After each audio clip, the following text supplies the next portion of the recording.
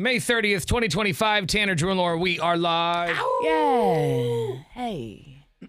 Lots going on this morning. We got Colin from Goldberg Jones, 1-800-DIVORCE, coming in the studio today for another Freedom Friday. Nice. Answering your questions about divorce or custody. Maybe you're in the middle of that right now. Yeah. Excuse me. Maybe you're thinking about it. Mm-hmm. It's unfortunate. It's a part of life. We know it sucks. But you want to be prepared. Yeah. And Colin will have you back 8 o'clock this morning. We'll have him in the studio. We got another pair of tickets to AEW, All Elite Wrestling, which is coming up at the Theater of the Clouds in June. We'll have those for you here. Actually, I say in June like it's far away.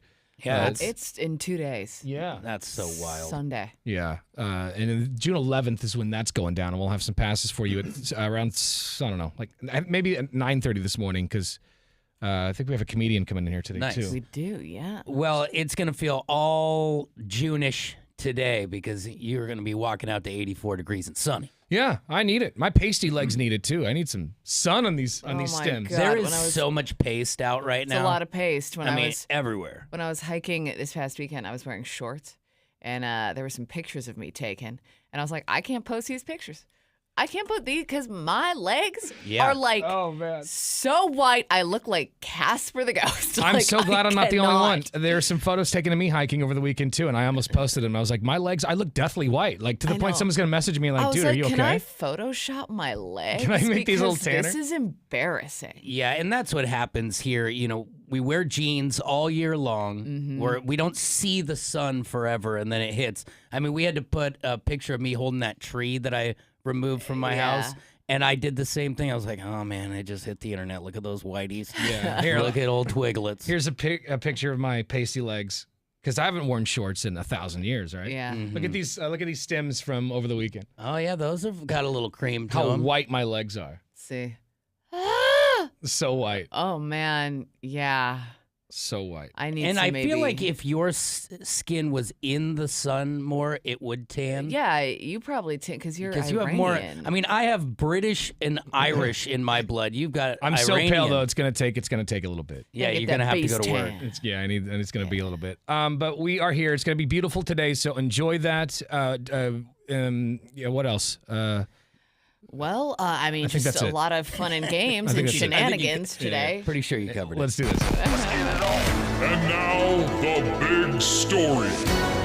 This is where we go around the room sharing what we think the biggest stories of the day are. Laura, you want to kick it off? Sure. I think the big story is that a 13-year-old from Dallas, Texas, is the winner of the Scripps National Spelling Bee. I'm so sorry. I'm probably going to completely butcher his name.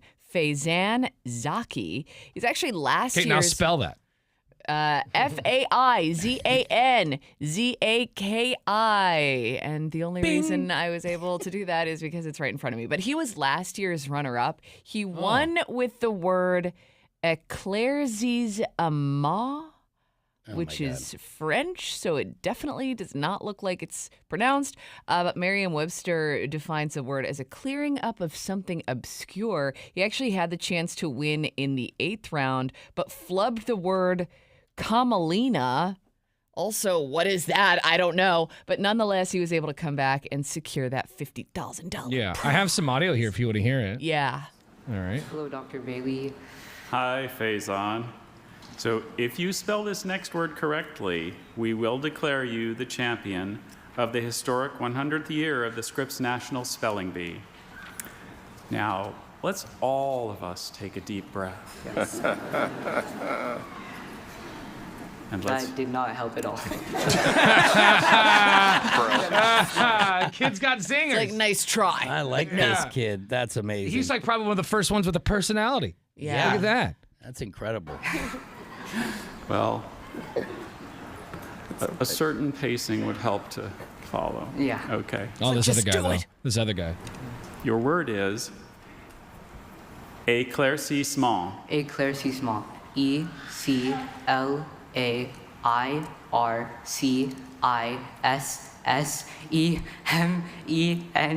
Éclaircissement. That is correct. didn't even know that was a word. He I know, knew I was he like, had what? it the second he said Yeah. it. He was Yeah. just like, oh, that's right off my book. He was Thank so you. excited. And it's so funny because the round before, the word he messed up, like he knew he messed it up right away, and he was like, "Just ring the bell." Just buzz me already, Yeah. for God's sakes. Well, it's nice to see someone with a personality. Yeah. I think the big story of the day is financial experts are warning that a drop in international tourists could cost the United States billions of dollars. A new report from Oxford Economics says spending by foreign visitors is expected to fall by $8.5 billion this year. Uh-oh. The experts say tourists are avoiding the United States as a destination partly because of current trade policies. I see. I see. And is that true though? Did anybody like, oh, I'm not going over there because of the trade policy? I would Yeah. never say that. I've never been like, oh, I was going to go to Cabo, but you know about Yeah, like if the it's whole cheap, Mexican- I'm going. You know what I mean? yeah, Like, exactly. Yeah, but I mean, I think that's the point. Nothing is getting cheaper. Like, it's probably pretty expensive to visit. Yeah, that's a good point. The big story to me is Meta, guys. The parent company of Facebook and Instagram is teaming up with an AI startup to create a military helmet. Now, this is kind of scary. so you can because- check your grandma's Facebook status while you're Yeah, attacking exactly. Yeah. a How many village. likes did I get? What it actually is going to be, though, is an augmented reality and artificial intelligence that'll help the soldier during its mission. So it's going to transform the way that we see, sense, and integrate the battlefield information. So, like in real time, they'll be able to pivot. You know, like say you're going after Osama, and all of a sudden the helicopter crashes, and instead of being like, "What do we do?" It's just gonna be like, "Oh, here is Plan B." I'm convinced that we already Whoa. have that. They've got those things for those badass like military helicopters. Like the pilots wear the helmets, and anywhere their heads turn, so does the big ass gun that's below them. And so they've got those for jets. I bet you Yeah. that's just what Meta's doing. I bet you there's something else somewhere. Yeah. Somebody's got that already. It just, all of it is wild because it's leading to the super soldier. We're just walking right into super soldier. So, RoboCop yeah, out there. Best of luck to all of us. Well, the movie was terrible, so we can only hope that the technology is It's a little bit better. Yeah. all right, coming up in a few minutes, we're going to check your talkback messages. So download our iHeartRadio app if you've got something to say. You've been watching the Tanner, Drew, and Laura SpyCam video stream, powered by coffee, Jell-O shots, and depression. Please stand by. Tanner, Drew, and Laura will be back in minutes. So be patient, for f***'s sake.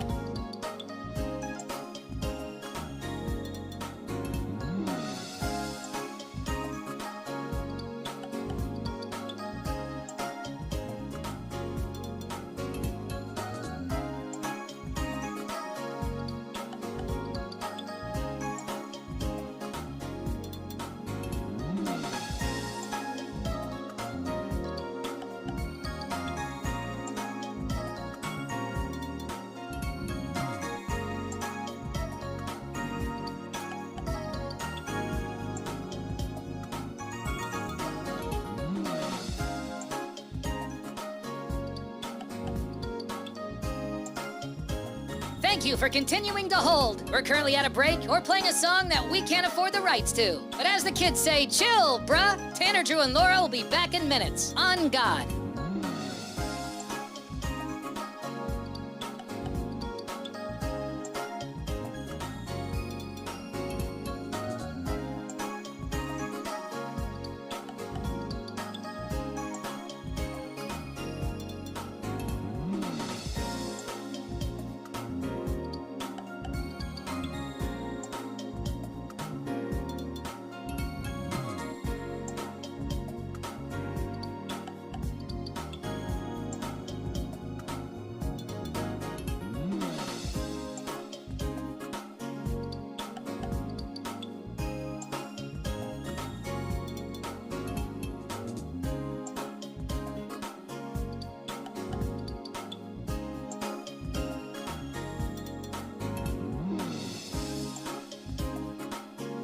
Tanner, Drew, and Laura will be back in minutes. In the meantime, follow the show on Instagram and TikTok at Tanner, Drew, and Laura.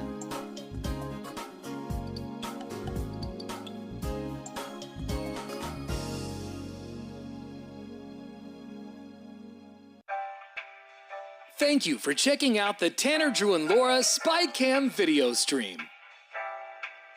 We're currently at a break or playing a song that we can't afford the rights to.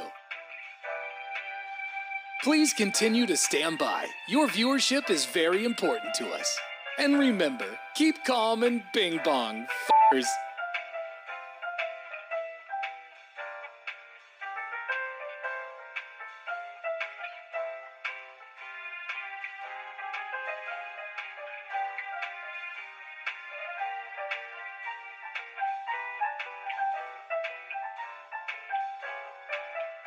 Thank you for continuing to sit there like a big dum-dum. Tanner, Drew, and Laura will be back in minutes.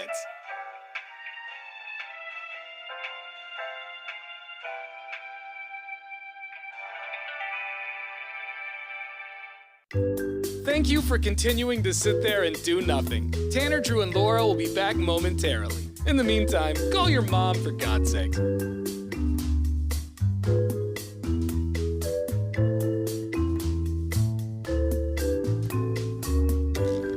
Whoa, isn't this taking forever?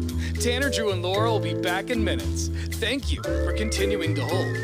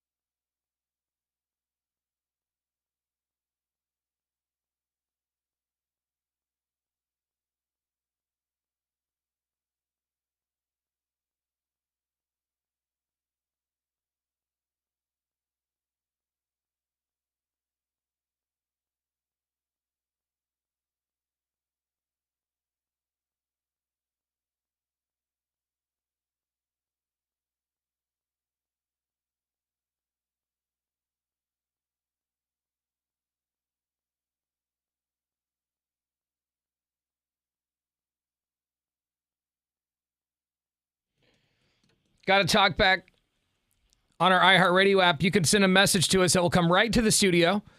Just download our iHeartRadio app for your cell phone. Once you have the Brew streaming, press the microphone button. Happy Friday, Brew Crew. So I was listening to the Donkey Show podcast, and Marcus said Burgerville is better than In-N-Out.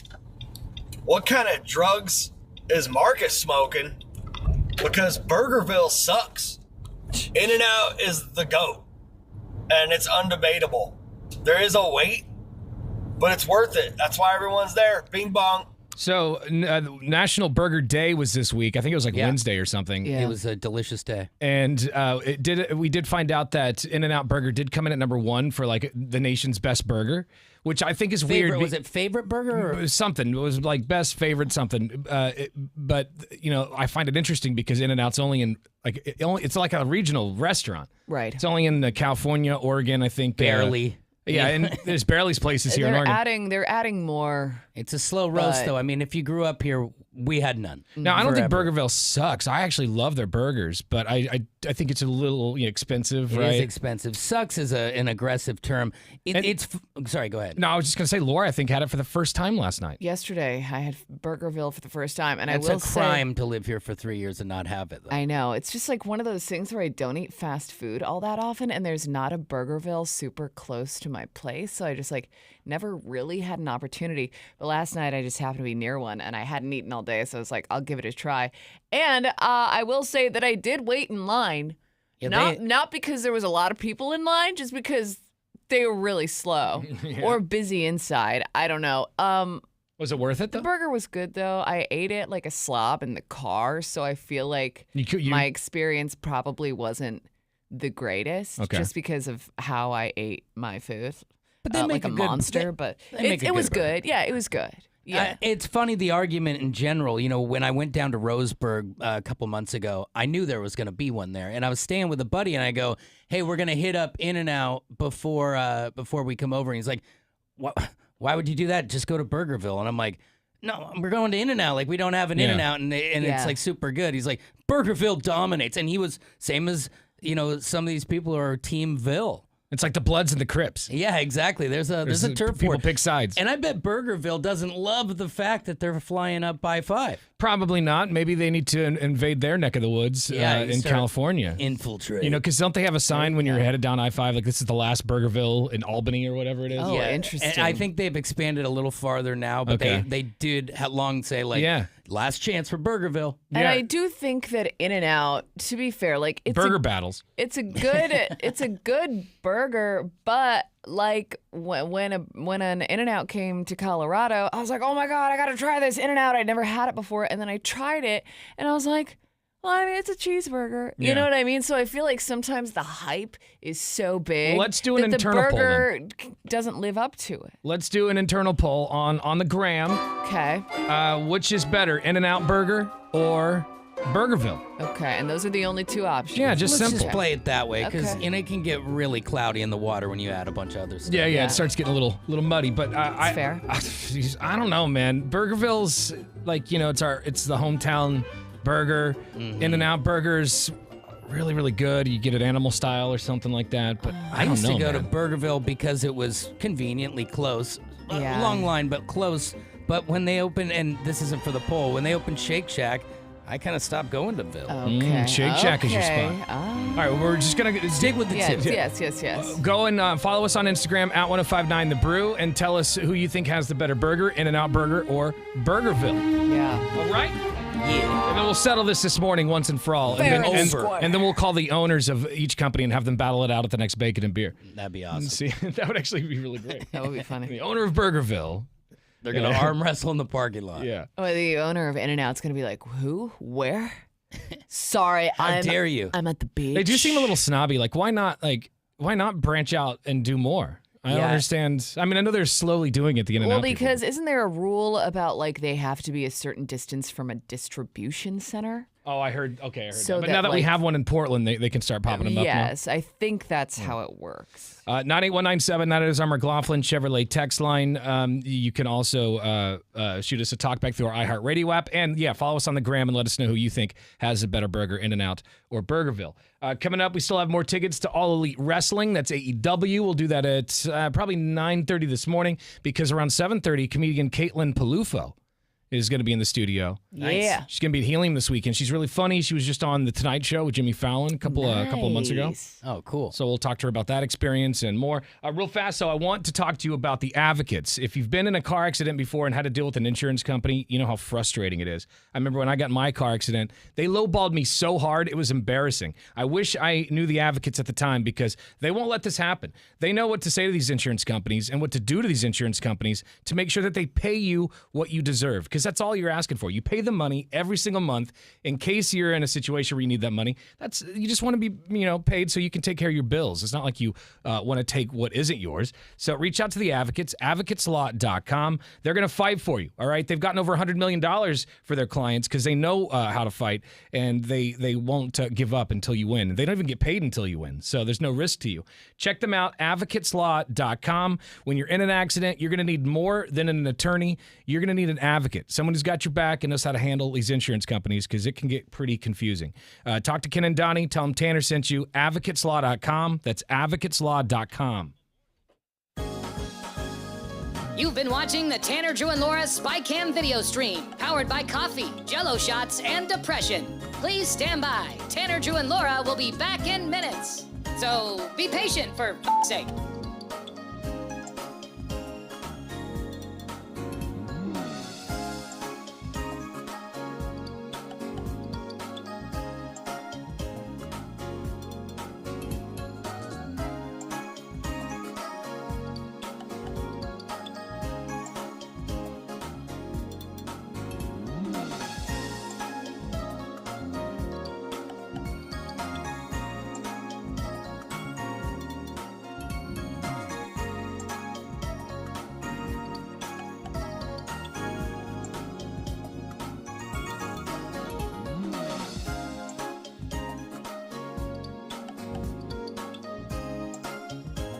Thank you for continuing to hold. We're currently at a break or playing a song that we can't afford the rights to. But as the kids say, chill, bruh. Tanner, Drew, and Laura will be back in minutes. On God.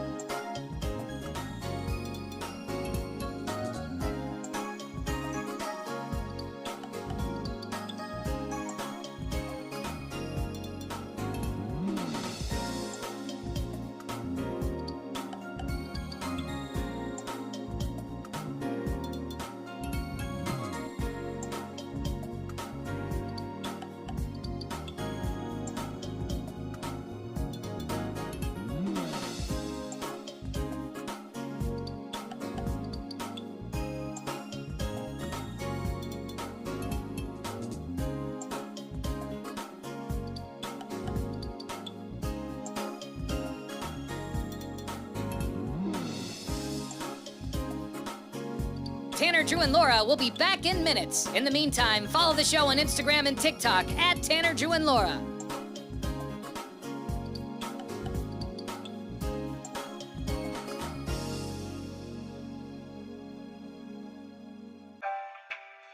Thank you for checking out the Tanner, Drew, and Laura SpyCam video stream. We're currently at a break or playing a song that we can't afford the rights to. Please continue to stand by. Your viewership is very important to us. And remember, keep calm and bing bong, f***ers.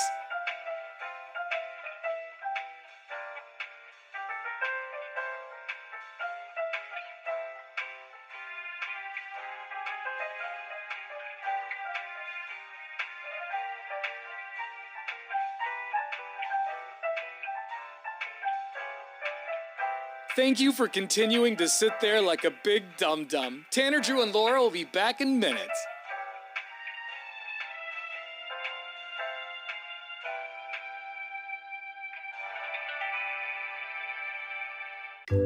Thank you for continuing to sit there and do nothing. Tanner, Drew, and Laura will be back momentarily. In the meantime, call your mom for God's sake.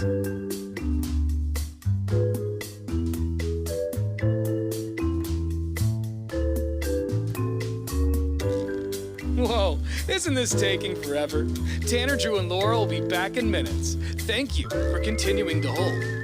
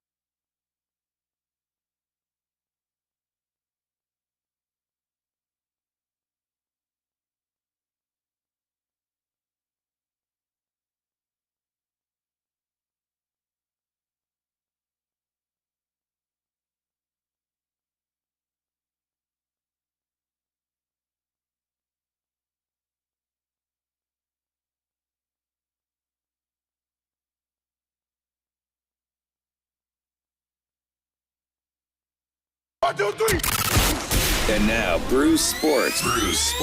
Here's Drew. Well, for a second there, I thought there was going to be no sports all weekend because with the NBA and the NHL not scheduled to start their finals until a little ways into June, we'd be having a bit of a dry spell around here. But last night, the New York Knicks made sure that wasn't going to happen as they just steadily kept their foot on the gas against the Pacers, beating them 111-94, getting the job done there behind Jalen Brunson and Karl Anthony Towns, who starred for the team. It's really going to come down to who can show up. Now, if they can come back and get a victory in this next game, anything can happen because then all the cards are on the table for a chance to go to the finals to face OKC. In the NHL, Edmonton has punched their ticket. They're now off to the Stanley Cup Finals to take on Florida, and should be a good one, but there will be a little bit of a lull. Nothing tonight on NHL or NBA level, but tomorrow night you will have that Knicks-Pacers Game 6. There's your sports. All right, this week it was announced that In-N-Out Burger was named America's favorite burger, and we got to talking about it because a lot of people don't agree. Some people are like, well, how is it America's best burger if it's only like a regional thing? A third of the states, not even. Yeah.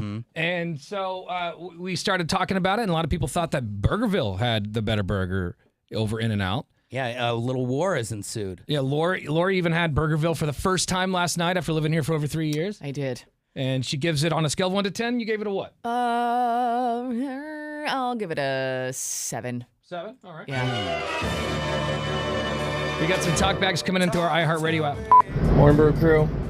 I'm Team Burgerville all day. I don't get the thing with In-N-Out.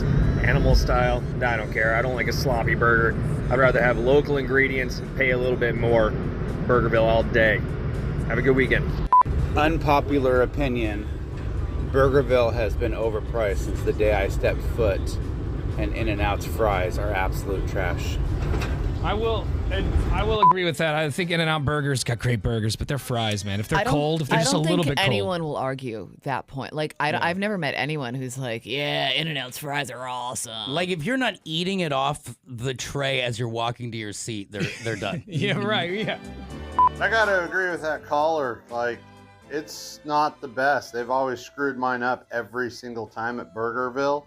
It came to a point where I don't even recognize it because my grandmother was trying to describe this burger place to me, and I knew the town of Albany very well, and come to find out it was Burgerville. That's how much I don't care for Burgerville. I don't even know who you are anymore. Yeah. Not great. In-N-Out all day long. Peace. All right. Well, I drive from St. Helens, Oregon, all the way down to Salem to get In-N-Out. Probably once every 6 months, I'll drive all the way down there to get an In-N-Out.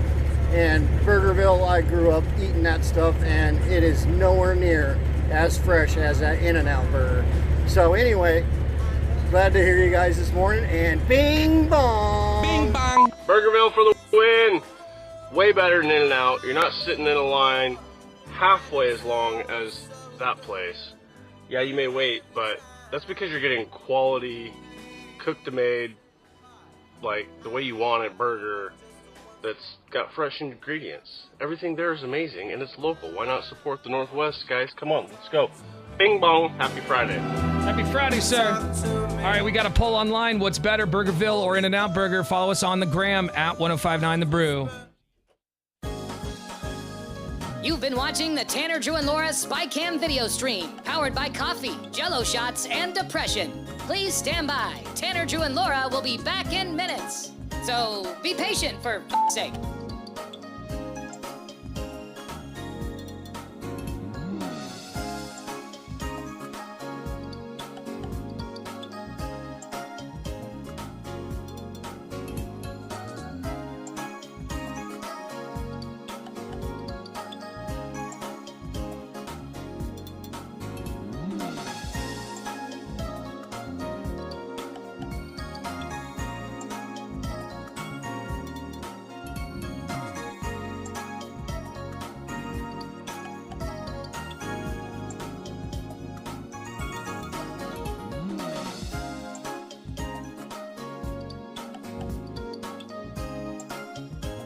Thank you for continuing to hold. We're currently at a break or playing a song that we can't afford the rights to. But as the kids say, chill, bruh. Tanner, Drew, and Laura will be back in minutes. On God.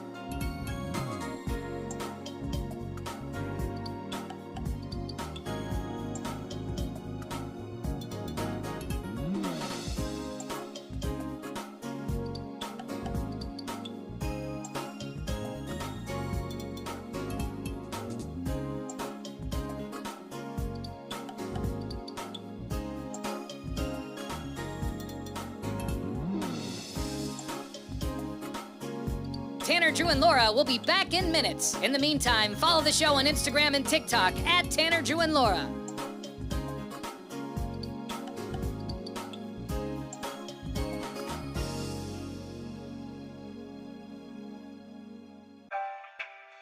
Thank you for checking out the Tanner, Drew, and Laura SpyCam video stream.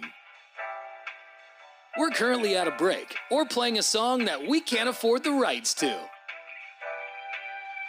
Please continue to stand by. Your viewership is very important to us. And remember, keep calm and bing bong, f***ers.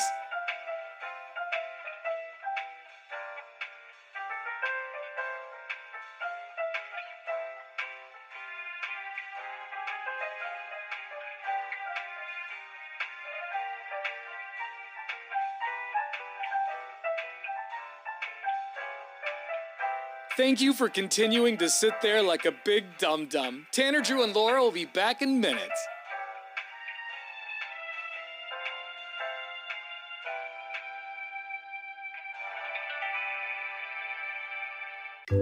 Thank you for continuing to sit there and do nothing. Tanner, Drew, and Laura will be back momentarily. In the meantime, call your mom for God's sake.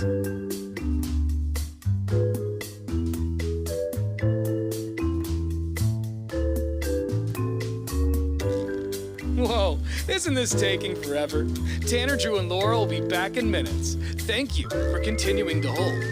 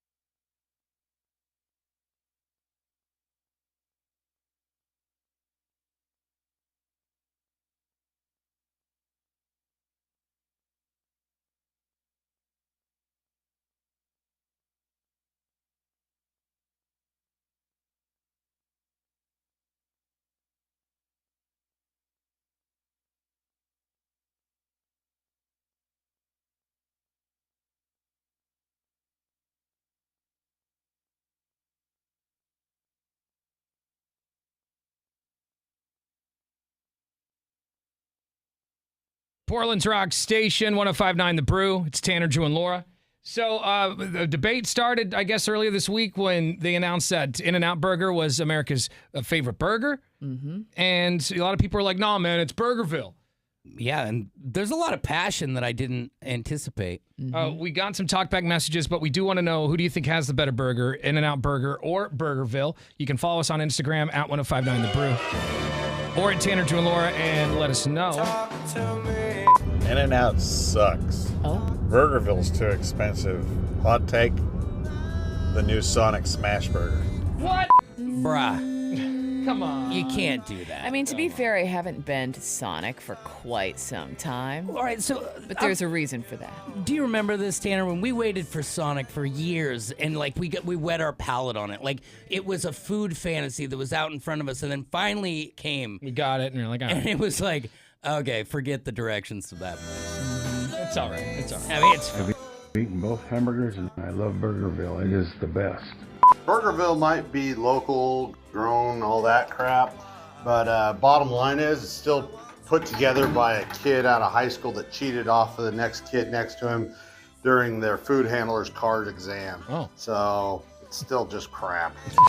Okay, I mean, but to be fair, In-N-Out's burgers are being built by the same kids. by 150 kids, actually. Yeah, there's When a you lot look more of them. back There's there, more of them there. it is a mob.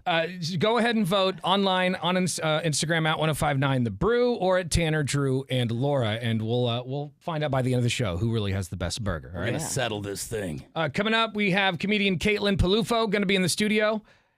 We are commercial free. It's 105.9 The Brew. You've been watching the Tanner, Drew, and Laura SpyCam video stream, powered by coffee, Jello shots, and depression. Please stand by. Tanner, Drew, and Laura will be back in minutes. So be patient, for f***'s sake.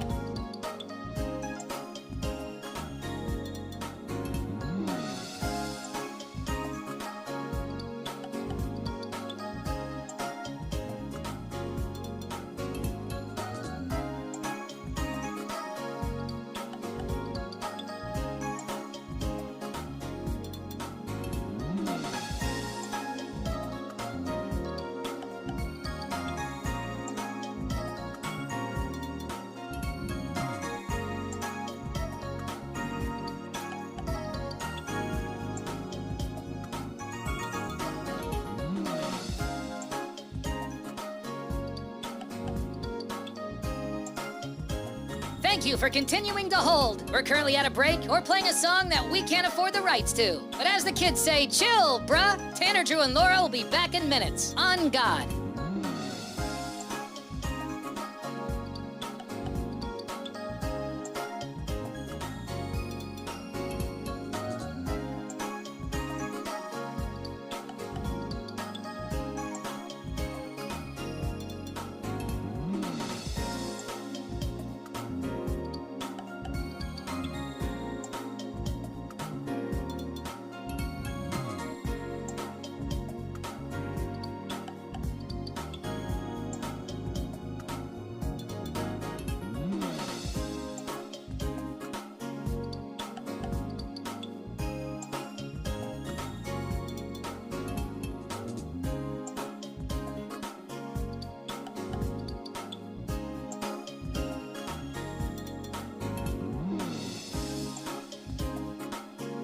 Tanner, Drew, and Laura will be back in minutes. In the meantime, follow the show on Instagram and TikTok at Tanner, Drew, and Laura.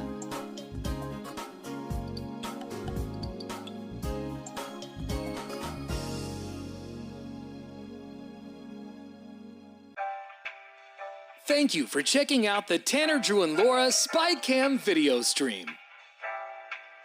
We're currently at a break or playing a song that we can't afford the rights to. Please continue to stand by. Your viewership is very important to us. And remember, keep calm and bing bong, f***ers.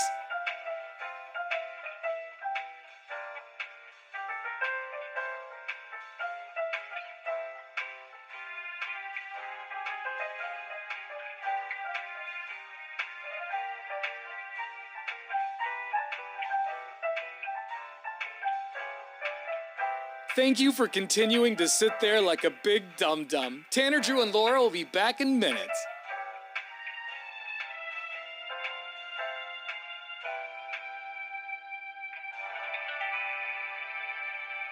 Thank you for continuing to sit there and do nothing. Tanner, Drew, and Laura will be back momentarily. In the meantime, call your mom for God's sake.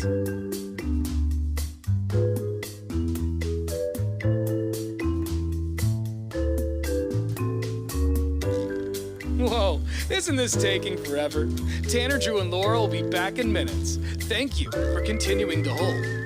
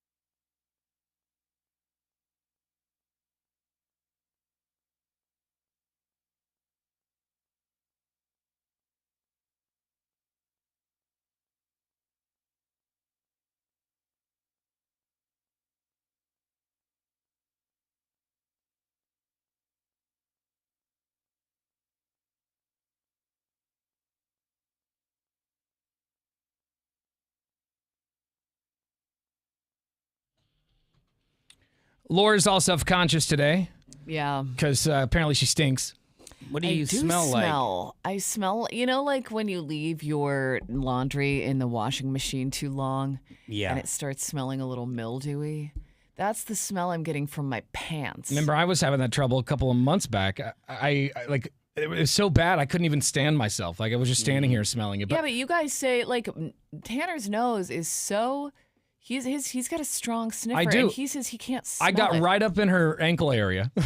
Yeah. And I smelled her jeans, and I didn't smell anything like that. I Really, didn't it's smell gonna be mildew. a little more self-conscious of yourself. Yeah, and I mean, this laundry, I thought I dried it right away, but it has been sitting in a laundry basket clean. And you for always a find while, out like and you so I'm didn't like, do it "What?" right at work. Yeah, or when you're somewhere right. important. I didn't realize it when I put them on this morning, and then I'm sitting here and I'm like, what is that? I What is hate that whiff too. It's like Yeah. it's the same thing if you're a guest at someone's house and Yeah. you use their other bathroom and Yeah. realize the towels have been hanging there for a year and you smell that all day on your body. Yeah, Every time right. you perspirate, it's like, oh. Well, I don't smell you yet, Laura. So Once Thank this you. place warms up with a few more oh, bodies, I know. you're gonna start getting a little ripe. But yeah, no, you're more self-conscious about it than I think. You smell it more than other people. But I mean, you guys are my bros, so like, if you start smelling it, you'll let me know, right? For I mean, sure. I'm not gonna do anything about it because I'm not gonna go Yeah, home I'll and tell change you. my just go to your pants, car and rub a dryer sheet all over but- yourself. Okay, fair. I'll Come let you back. know. 98197 is our McLaughlin Chevrolet text line. A lot of people still chiming in on the best burger in town. Is it In-N-Out Burger or Burgerville? Those are the only two options right now. In-N-Out Burger or Burgerville. And right now, the poll looks like last time I checked, Burgerville was in the lead. Really? That's interesting. Yeah, let me check again. Right By now, quite a bit, I feel. Burgerville's got 58% of the vote. In-N-Out has 42% of the vote. Because I want to go on record that even though I choose In-N-Out in this contest, Burgerville makes a good burger. I don't love the price point, but these are both good burgers. What blows my mind is that when people are like, it's disgusting, I'm like, that No. word is reserved for another place. I feel like. Yeah, I Neither don't of think the- it's And you have a fair. right to your opinion, but disgusting? Yeah, that's too much. I will say, and maybe it's because, again, I ate in my car yesterday, but the Burgerville burger was a little messier. Like, I feel like In-N-Out has a better presentation with, like, the little neatly packaged cheeseburger, but... And the burger's I mean, like it's $6 or something. Yeah, a double. You can't beat that. Well, just go cast your vote at 1059 The Brew on Instagram. Speaking of smelly things, gross things, Yeah. we were talking on the air. It was either earlier this week or last week, and we found out that Laura, when she was married, her and her ex-husband used the same towel. That was like last week's. Last week? I didn't think Yeah. that would come back up. But Well, the okay. reason I bring it up is because they're actually talking about it today. Do you and your partner use the same towel? I guess this was a debate that sparked on the internet just recently, just by coincidence. But Laura and her ex-husband would use the same towel, which I think is pretty gross. Well, I mean, we always had two, and he would only use one towel, and I would use both of them. So I you feel would like there for was sure use his towel. there and he'd was a only bit use- of a rotation going on. Well, WGN News covers the topic of sharing the towel with your partner. Number 3, you love your partner. You'd share just about anything with him or her, but would you share a towel? A woman recently divided people on a parenting website when she posted this question: am I unreasonable to think my husband should use his own towel for showering? I told him several times to use his own towel. He doesn't seem to get it. People were split 50-50 in the comment section, some agreeing it's an absolute deal breaker to share towels, others saying it's no big deal, especially when you're a married couple and you already share every other thing. Oh, this is a hot topic. I think this might be too hot. This weird foot drying video. Hot topic. So, All right. Well, I'm glad to know that other people are sharing towels, but I mean, it's because when I said it out loud, like I immediately knew how disgusting I was. I was like, oh, I don't. We probably shouldn't have done that, But you did, and you survived. But at the same time, like, I'm not really, I'm a germaphobe with, like, washing my hands when I touch public doors or bathrooms or something. But Yeah. my partner, I don't really care. Yeah, I guess it's different when you're like he said, when you're sharing everything else. If you think about it, sure, I guess it's a little gnarly. But if you don't think about it and just dry your damn face off, But it'd be all right. But it is something that you can so easily remedy. Right. How about we just put another one in here, and that rack is yours, and this rack Yeah, is it's mine, like, I use the and pink nothing one, you changes. use the- But you have your own towel now. And I think part of it is that I never thought about it if the towels were not damp. Like if the towels were damp, like that's like ugh. But if they had if they had time to dry out, it is you think less in your about mind. it. You know, yeah. All right. I get it. Is there any? I think we've talked about this recently too, about things that you share, but specifically that was the towel. That's where that came up. Specifically the towel, though. Who else is doing that? It's a new topic on the internet right now, and I mean, I feel like when it came up in the studio, everyone was pretty team get your own towel. Yeah, but if the I'm person's 100% get your if own the towel. person's really, really, really hot, I guess I don't really care that much. Yeah, but I don't Yeah, know. I don't like care, I like the theater of how hot you are. Like, you get clean with your stuff, I'll get clean, and then I can gaze at all this stuff. And also, I don't care how hot you are. I don't want your like nut stuff on my. Yeah, fair enough. I think there's an argument for not doing it. Absolutely. Hi, it's Tanner, Drew, and Laura. Good morning. Hey, how's it going? Hey, man. So with the Burgerville In-N-Out thing, I would say Burgerville's old school, like 10, 15 years ago, before they started changing everything up and doing frozen onion rings and all that other stuff, and it was, all fresh, was definitely better. As a company and taking care of their people, In-N-Out's burgers would definitely be hands down because you could taste it in the food. All right. Okay, so what? They start their managers at way higher pay too. So Okay, he's but picking In and Out then. Okay. He's saying Burgerville fell off. Yeah. Okay. All right, dude. Got it. Yeah. Thank you. Would you? Be great. What do you think about? Would you use your partner's towel? While eating a burger from In-N-Out. Yeah. I mean, I've used my partners everything else, so might as well use their towel too from time to time. Okay. In a from pinch. time to time. do. All right. Yeah, listen. In a pinch. If I got nothing else, I'm going to do that. I'm not going to just walk through the house wet. 98197 is our McLaughlin Chevrolet text line. Well, I just wanted to bring that up, Laura, just to let you know that you're not the only disgusting person out there. Okay. But other people doing it. It's not that big of a deal. It's just a little, for if the you can avoid it. future, I will be using separate towels. But I mean, at this point, I'm going to be alone forever, You've so I won't changed have to your worry ways. about it. If I ever find another man. Yeah. Let's go to Siri and Steve. Good morning. Hey, good morning, guys. Happy Friday. So about the towel, we each have our own towels, but I did use my wife's towel before because I forgot mine. You forgot. Yeah, like in a pinch, you have to. Like this, we got a text from 3049 that says, I don't even use the same towel more than once. Even though you're clean when you're drying yourself off, I would never share a towel that's gross.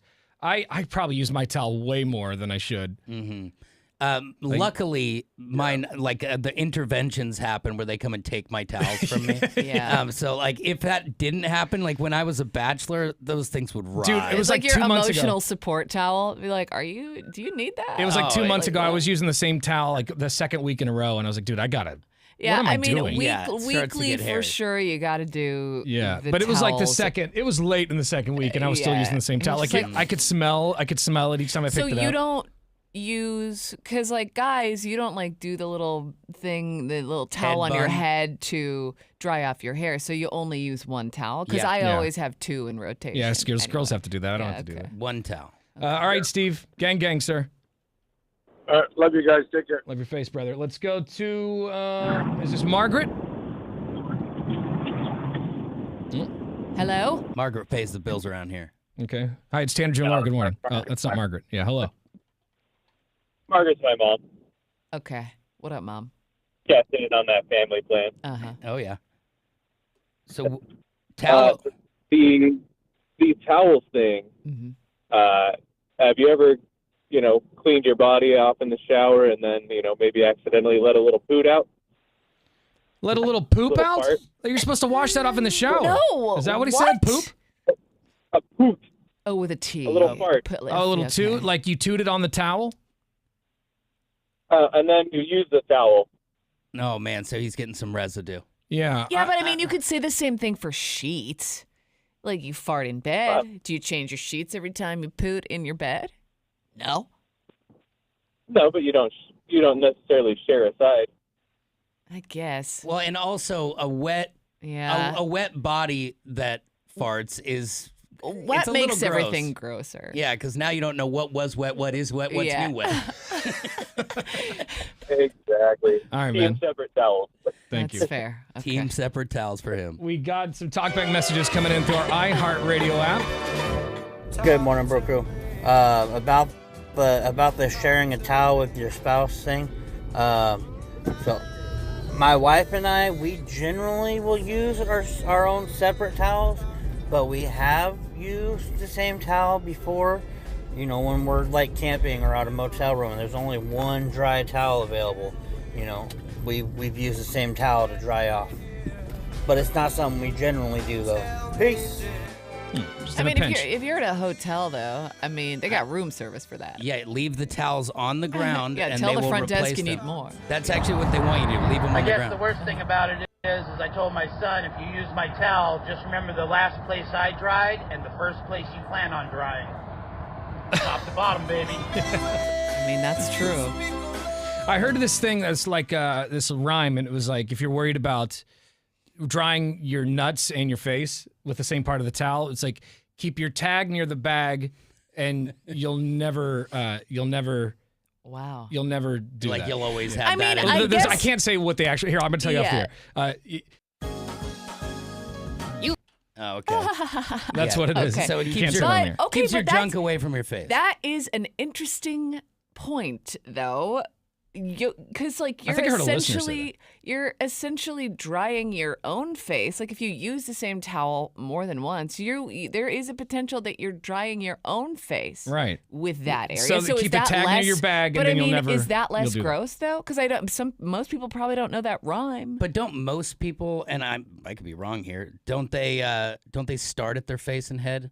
I do, yeah. You know, Yeah, but I mean, the yeah, but first you're thing still- I do is I clear my eyes and But my I also face. have there's Okay, but- separate parts of the towel that are like the dead center is meant for my face, and like the edges are meant for like the crotch. and Yeah, stuff. you have your body moves in the same motion every time. Yeah, yes, but if you're using the same towel, you're like washing your face and then you wash the lower half or you dry the lower half, and then the next day you're You don't know washing where your it is. face again with the part that you just washed your lower half with the day before. You know That's what I why mean? Tanner says you need to have do the tag. Yeah, no, thing. that makes sense. That makes sense. Being said, I've never done that. I'm sure I've rubbed every piece of me all over my face repeatedly. 3131 says, I reuse my towel over and over for a couple of weeks at a time. Then my wife has to sometimes do the intervention and wash it without me knowing until I pull it out of the dryer. Oh.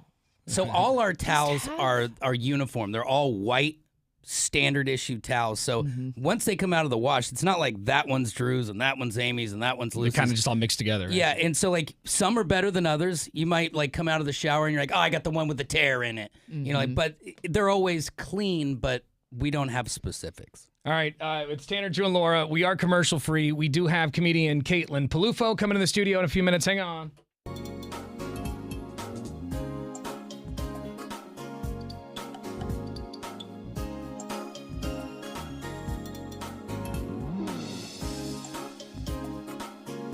Tanner, Drew, and Laura will be back in minutes. In the meantime, follow the show on Instagram and TikTok at Tanner, Drew, and Laura.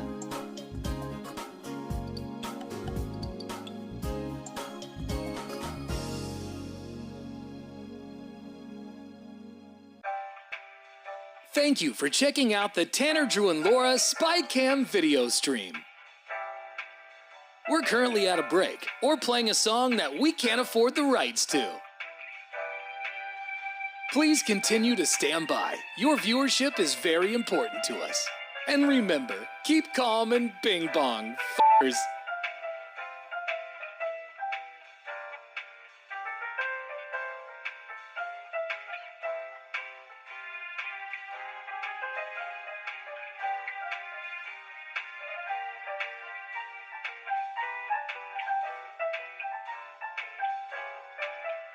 Thank you for continuing to sit there like a big dum-dum. Tanner, Drew, and Laura will be back in minutes.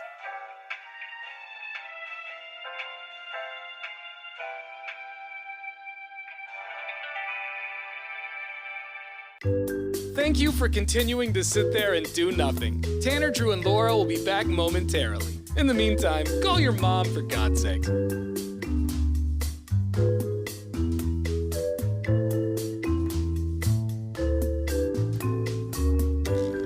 Whoa, isn't this taking forever?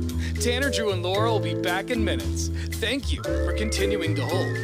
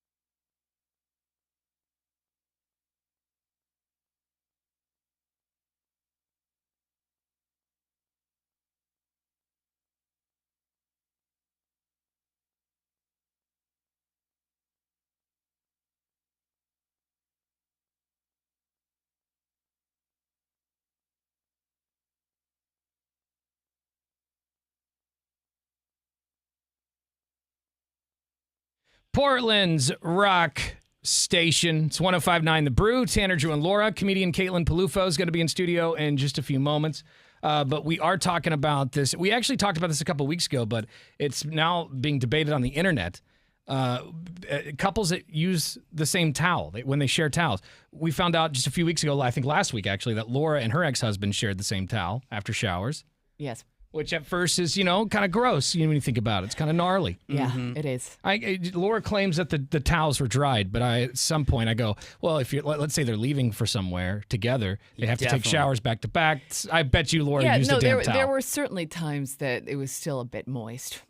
And even if you're not worried about getting ringworm or something from somebody, there is just the fact that I want my towel dry. Yeah. So having more options is going to ensure that. For sure. So I'm not whining and wet. Yeah, this guy said I reuse my towel over and over for a couple weeks before his wife has to shut it down, which is, I definitely will use my towel a little longer than I should. Yeah, and it's also sometimes it's hard to keep track. It's like you wash your towels and you leave them there, and then you have to think about it. You're like, wait. Yeah. When's the last time I washed those? I can kind of tell by the smell, though. It's been over. Yeah, if the smell's starting to pop, then they got to go. Get some talkback messages. Well, Brew Crew, I will use the towel after my wife. Generally, the towel smells better than when it came out of the dryer after she's done using it. But I don't make a habit of it, but I have. All right. Seems like a lot of people do that. I think it's just convenience. It's yeah, and I think it's one of those things that I never thought about until someone brought it up, and then I was like, oh. Till the first person maybe went, that is gross. Ew. Yeah.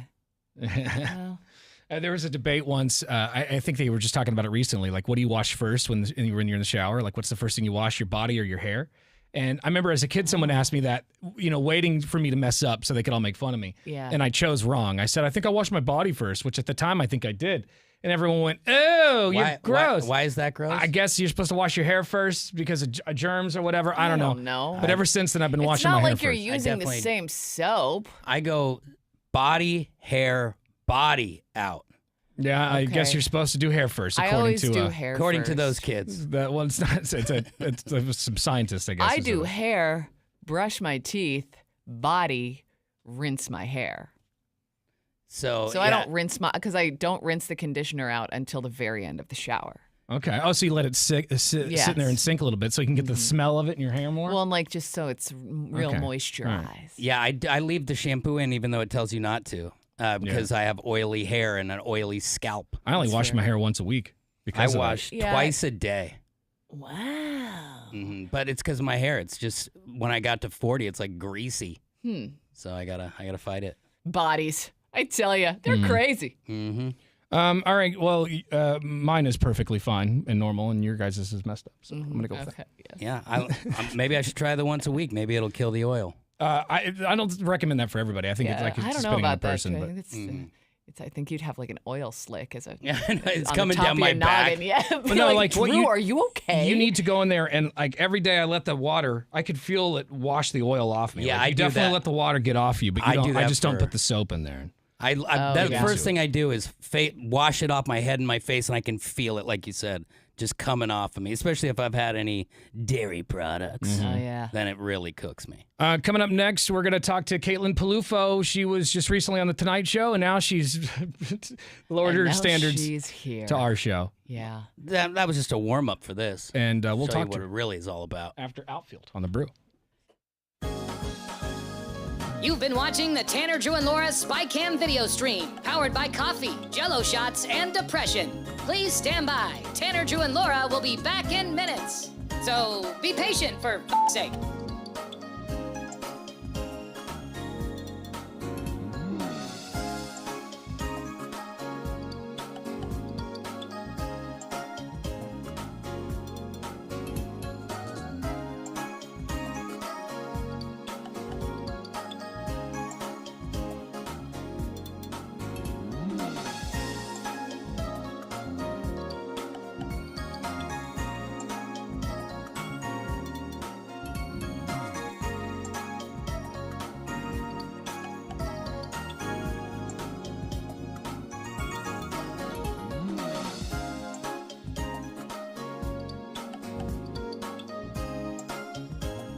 Thank you for continuing to hold. We're currently at a break or playing a song that we can't afford the rights to. But as the kids say, chill, bruh. Tanner, Drew, and Laura will be back in minutes. On God.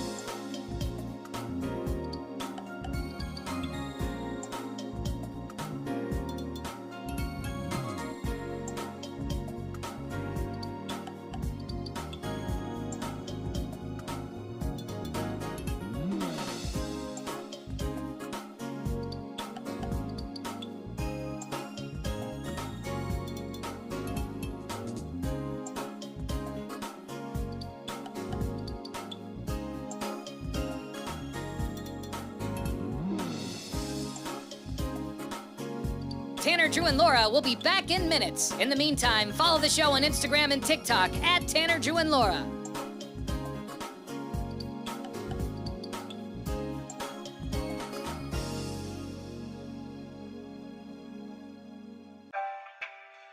Thank you for checking out the Tanner, Drew, and Laura SpyCam video stream. We're currently at a break or playing a song that we can't afford the rights to. Please continue to stand by. Your viewership is very important to us. And remember, keep calm and bing bong, f***ers.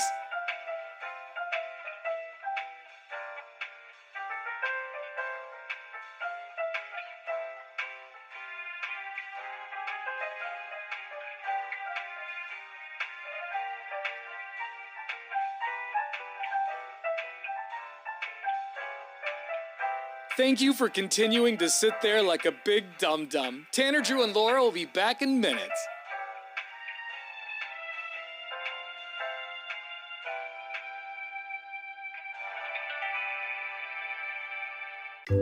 Thank you for continuing to sit there and do nothing. Tanner, Drew, and Laura will be back momentarily. In the meantime, call your mom.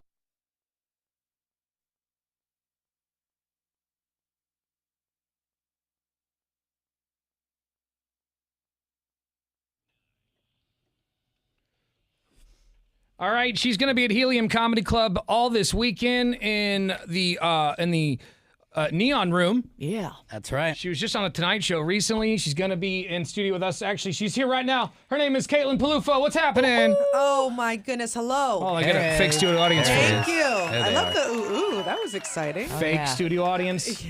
Can't afford the real people. Can't afford that kind of space. Who can? Yeah, we don't. In this economy? In this Right. economy, there are tariffs, sir. Yeah, exactly. You, we were just watching your performance on the Tonight Show a couple months ago with Fallon. That was pretty cool. Yeah, it was very cool. I was mostly excited because I lost a bunch of weight, so I wanted to be on TV where I could show my abs. Well, is it you went from I think you said you went from a 14 to a 4? Yes. That's amazing. That's Yeah. impressive. Thank you. Please tell your friends. Put How up a did you do picture that? right now. I eat a lot of protein. Ozempic. Yeah. I eat no, definitely no. No Ozempic. Absolutely not. I did a lot of protein. I boxed, so watch cool. what you say. All right. And then I love boxing. I think it's throw fists. It's one of those classy sports I like. It's just been around a long time, you know. yeah, maybe not the way I do it, but it is very classy seeming. Yes, I kind of just wail around, but I am doing the movements. That's that good. works. And so Yeah. how long did it take you to lose all that weight? It took me about 4 months. Wow. 4 or That's 5 months. it? Whoa. That's impressive. Yeah, well, I used to play college soccer. So you were an Hello. athlete to start with. Exactly. And so it just kind of like fell into place. I What was like, happened? oh, Was it this just is- like being on the road, just, you know, Chicken strips. Yeah, fun so ones? many chicken strips, only chicken strips. I know. Well, I told my trainer, I was like, "There's no way this is going to work unless you tell me what fast food I can eat." And so she made a big Yeah, long list okay. of all the Taco Bell and all the Chipotle. and yeah, what I because could the Taco. get. I remember I lost a bunch of weight, and Taco Bell was part of the diet. Like I could just eat like 2 soft tacos or whatever. and- Yes, fresco Yeah. style. That's exactly it. Oh my good, you skinny bitch. I lost it. That's fine. You can say bitch. I was a very thick bitch for a while. I was like 300 pounds, and then Wow. it was like for lunch I could have 2 soft tacos, and that was it. Yeah, And I would be, craving, Mexi nuggets or whatever they had. absolutely. But yeah, it helps. It's like Yeah. they say Taco Bell was like It's like the least fattening fast food joint. Well, I mean, It's more expensive now than ever, but it's just lettuce and meat basically, and you know, whether it's the highest quality, it's portion control, and it's mental too. Like, we all love fast food, especially with growing up, and that's what got us fat. Well, you still can go there and have all that. You still have that kind of endorphin rush when you get Taco Bell. When you hit the drive-through, you're like, Yeah, I'm still being naughty. Yeah, exactly. That's what Talking I dirty love. to that taco. 4 months, that's pretty impressive to lose all that weight in 4 months. And now you're on The Tonight Show. I mean, that's got to be like your ex-boyfriends are probably like, what the hell? Right? Yeah, we saw each other recently. He wasn't thrilled. That is always a bummer when you go into prime mode after the breakup. Yeah. He was like, wow, I was really holding you back. And I was like, no. No. And then, like, a lot of the times the girl who gets hot realizes, like, the crappy guy they were dating. Because I remember I was with this one girl once, and she got really hot after we broke up. And I remember I reached out to her, and I was like, oh, man, maybe, you know, there's something going on. And she just wrote back, yikes. You know, it was kind of like, I've moved on. That's behind me. Yeah, you don't want to yikes. Yeah, you're a 6, and I get 8s now. That's even worse than being left on red, I think. Yikes. Yes. Yeah. Yikes. Oh, you never forgot it. How long ago was that? That was 27 years ago. Yeah. You No, it never was probably forget like your 15. first yikes. Yeah. It was, but she, you know, she got hot, and she didn't. I mean, she was didn't hot, need but me. she was probably hot before. Just you didn't appreciate And it. I think a lot of people, when they're in a relationship, they get comfortable. And you totally. start, and like one person suggests pizza, so we're both having pizza, and like you just get comfortable. And when a breakup shakes it all up, you're like, survival mode. I need abs. Yeah. Right. Yeah, I started working out before we broke up. They say that's a sign of a probable breakup. Totally. Yeah. Well, he knew. I didn't know. So I'm working out, and he's like, so why are you working out? What's going on? And I was like, oh, I just want to feel better about myself. Yeah, didn't he start working out with you?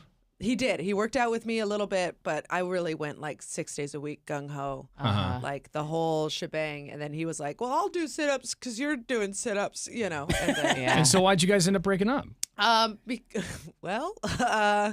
You know, you just kind of fall out of love. Yes, thank you. I was like, can we get a sad piano? Okay. Yeah, you just fall apart from the inside, slowly just deteriorate as a relationship. Yeah. And then by the end, you're like, who am I? Right. But yeah, mostly I was a big old drinker. Okay. And so that'll disguise all the able to issues. hide the issues for a Yeah. bit. So wait, are you sober now and sober and thin? I'm no. I have a cocktail here and there. Okay. Because I now that I'm prefer this dating, it's storyline. impossible to be this sober when you're dating. Yeah, I it agree. is. It is. I didn't drink the first half of last year, and going on dates was like, how am I going to do Like this? awkward? I don't know how I'm going to have a conversation without some social lubricant. No, over and here, you know? especially as a comedian, I hang out with funny people all day, and then these guys are like, "That's what she said." I'm like, "No, you do not. You are not making me laugh right here. This does not count." Do you get that as like if you go out, if you're a comedian, a female professional comedian, you go out with a guy who isn't a comedian, do you see him trying to like be funny and Yes. make jokes? It is the biggest ick. Yeah. Oh my God, I was dating this one guy. Head tattoos, so hot. All right. I want someone to throw me against a wall. Okay. Fair enough. That's fair. If you look That's like a you good could start. murder me, we're off to the races. Yeah. But then he Laura's the same way. Yeah. Oh yeah. I want someone who's my mom's gonna cry when she sees. Yeah, be like, really, sweetie? Yeah. Yeah. yeah. She's like, who hurt you? It's like, hopefully him in about 20 minutes. But he was trying to be funny, and he was just literally talking me out of it. Everything. And I was Every like, time he opened his mouth, it was oh like my God. I was like, a little drier. Yeah, a little drier. Because that's what was happening. I no longer have a vagina. That was its last day. Yeah. Wow. And Rest so in like peace. do you make it clear that like you don't need to be funny or I tell them, I was like, you will be funny naturally, no matter what, because everybody's funny in their own way. Yeah. So just be stop, funny. don't try to tell jokes. Don't try and tell jokes. Don't try and be like, so this crazy thing. It's like, you don't have to do that. I'll do the heavy lifting. If it comes down to it, Right. I am enough personality for all of us. It'll be okay. Do you sometimes find that men are intimidated by you because you are so funny? I feel like a lot of guys are like, I need to be the funny one in this relationship. Yeah, but I will say the guys who want to go out with a comedian have huge situations. Really? It's Really? a different kind of confidence. If they know I'm a comedian before we go out and they're like, yeah, let's do this, there's like a confidence level that is like baseline. It's like they know who they are. Yeah. They're not intimidated by it. Yeah, and then they're also very large. So it's not just a big ego, it's bulge o'clock. Yeah, it's bulge Bulge at the thank o'clock. you. I was like, what is a creative, fun way that I just be quiet? That's what I'm doing. Yeah, bulge o'clock is fine. because it helps to get him past the anxiety that, like a little stage fright can go away if he can just show you something. Yeah. Like, come over here for a second. Tanner. That's true. Well, that's Drew over there. Yeah, Drew's over there. Which Drew's one's Tanner? You're smaller Tanner. bowl. I'm Tanner. Drew's the short king. Oh, I love a short He does- king. he I love a does love little short king. nugget. I love them. Did you? And from what I understand, like your boyfriend didn't like to be like talking. Like you baby talk him sometimes. Oh, every once in a while. Yeah. Yeah. But I mean, it's so fun. Right. You're so cute. Yeah. No, I was the problem in the relationship. He was a great guy. I was treating him like a child. That's why we broke up. I always tell my mom, like, because my mom would when I was a kid, I remember she would just talk down to my stepdad, like belittle him, like he was a kid. And I go, Mom, you're not going to get anywhere talking to him like he's a little boy. And sure enough, they're still miserable. Oh, yeah. But they've Miserably made They're it. still together, but they're still miserable. But yeah, I don't understand that. Like, just don't talk down to each other. It should be equals. It's like I always thought of it You as would like think. two companies merging together, two massive companies merging, and that's what it should be. Yes, I think you're absolutely correct. But when you get sober and then you realize that you're teaching a boy how to clean the inside of a glass, you're like, I'm going to talk down to you a little bit. Yeah, Because I he get literally, he would just clean the outside of the glass. And I was like, the dirty part is the inside of the glass. That's where all the stuff was. And he was like, what? Oh. And I was like, that's why there's stuff at the bottom of the glass. I have a really hard time with that. I'll admit. I'll take it like a rag and I'll have to like screw at it with a fork. Yeah, at least you know that it's dirty there. Yeah, I try. Good for you. I try sometimes. The real Tanner, thank you. I'm the real Tanner. That's right. And you are the real Caitlin Palufo. She's going to be at Helium this weekend. Portland.heliumcomedy.com is the website. The Neon Room is dope. It's the brand new, like there's two parts of Helium now. There's an upstairs and there's downstairs.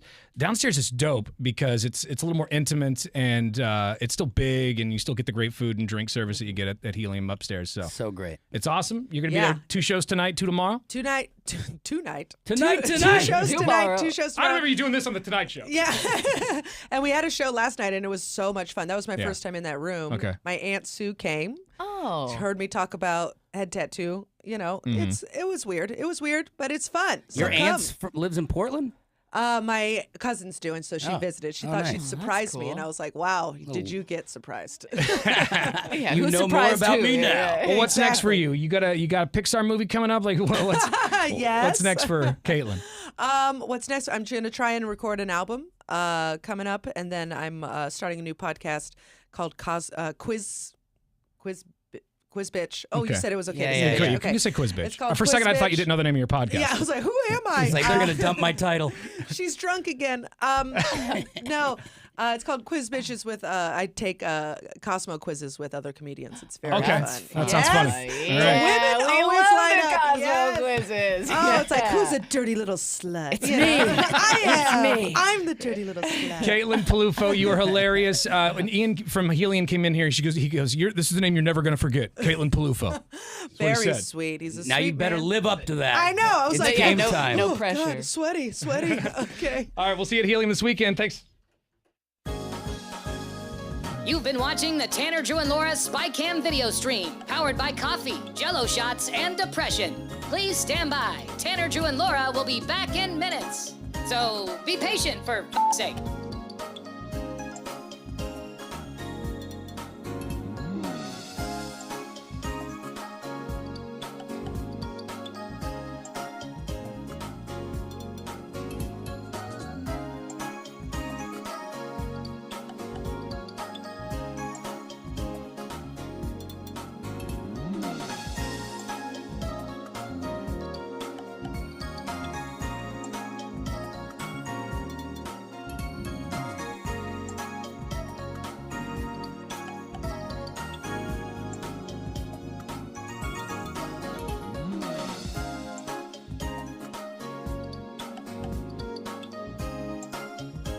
Thank you for continuing to hold. We're currently at a break or playing a song that we can't afford the rights to. But as the kids say, chill, bruh. Tanner, Drew, and Laura will be back in minutes. On God.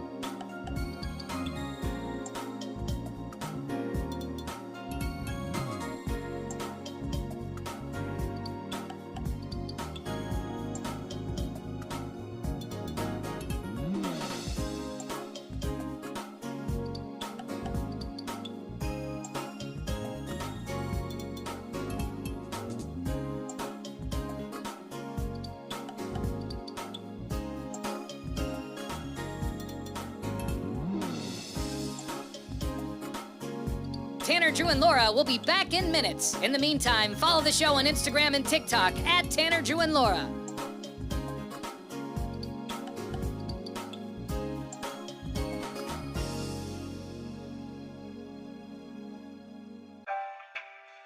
Thank you for checking out the Tanner, Drew, and Laura SpyCam video stream.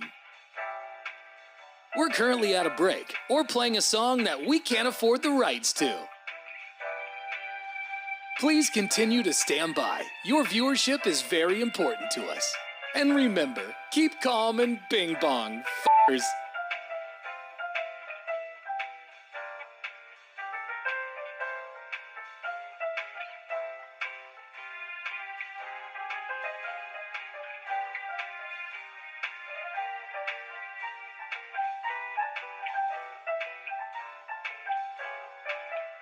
Thank you for continuing to sit there like a big dum-dum. Tanner, Drew, and Laura will be back in minutes.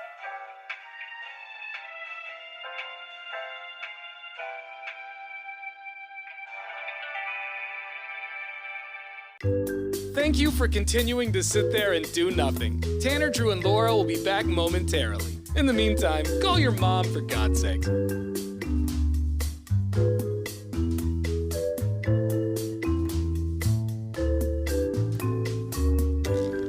Whoa, isn't this taking forever? Tanner, Drew, and Laura will be back in minutes. Thank you for continuing to hold.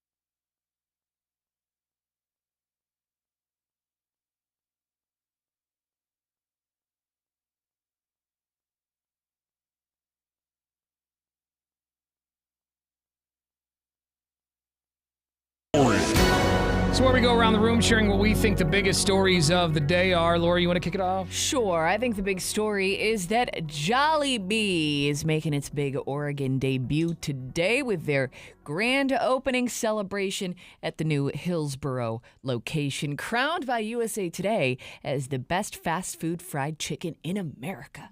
So they've got the Chicken Joy fried chicken. They've got chicken sandwiches. They've even got 100% certified Angus beef burgers. And to celebrate the grand opening, they're going to be hosting 3 days of in-store promotions. The first 50 in-store and drive-through customers each day will get special gifts, merchandise, free food, stuff like that. But pretty cool. I've heard a lot of talk about this Jollibee's place, so check it out in Hillsboro. Yeah. It's worth a look. The big story to me is Hormel canned beef stew is being recalled on a massive level.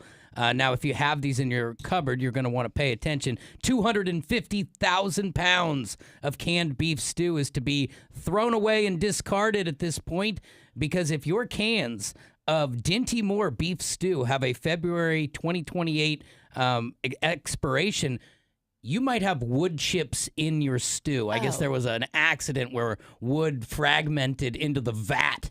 And so now, granted, there are no major injuries as of yet, but you are encouraged to either throw it away or try and get a refund at place of purchase. I think the big story of the day is millennials and Gen Z are Googling basic life skills in record numbers as they move into adulthood. The search engine told Axios questions for things such as how to use a mop and how to set up autopay and how to do an oil change are at all-time highs this year. Okay, I resent the whole millennial thing because we are millennials. Like, I'm sick of being lumped in with Gen Zers, okay? We know how to use a mop. Studies point out that schools are dropping classes like home ec that train students in practicing life skills. So people are Googling. When you have to Google how to use a mop, you've failed. I do think it's ridiculous, though. It's like, why are we dropping programs like home ec and then teaching kids like calculus? It's like, which one are you going to use in the real world? Yeah. And what's happened to I the don't know. parent who watches you sweep and goes, give me that thing. You do it like this. Right. Like, my dad ripped the thing out of my hand and was like, you're like raking? You're not doing anything. You're just pushing stuff around. Yeah, so we're lacking the person who's supposed to teach first. Mom, Dad. Yeah, true. Looking at you. So there you go. More on those stories at 1059thebrew.com. All right, coming up in a few minutes, Colin from Goldberg Jones, 1-800-DIVORCE will be in studio answering your questions about divorce or custody. This is a free service today because normally this, can be kind of pricey. That's right. But if you got questions, maybe you're going through a divorce or a custody battle right now, or you're thinking about it, 866-445-1059. We'll talk to Colin in minutes. Happy Friday. It's Tanner, Drew, and Laura on The Brew. You've been watching the Tanner, Drew, and Laura SpyCam video stream, powered by coffee, Jell-O shots, and depression. Please stand by. Tanner, Drew, and Laura will be back in minutes.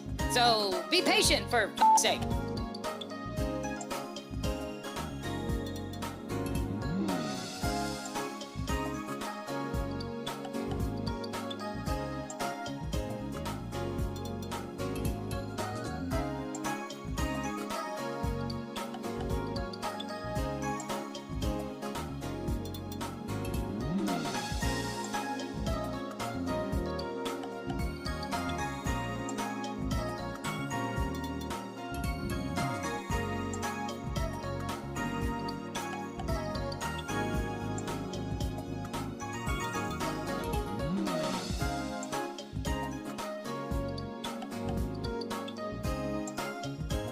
Thank you for continuing to hold. We're currently at a break or playing a song that we can't afford the rights to. But as the kids say, chill, bruh. Tanner, Drew, and Laura will be back in minutes. On God.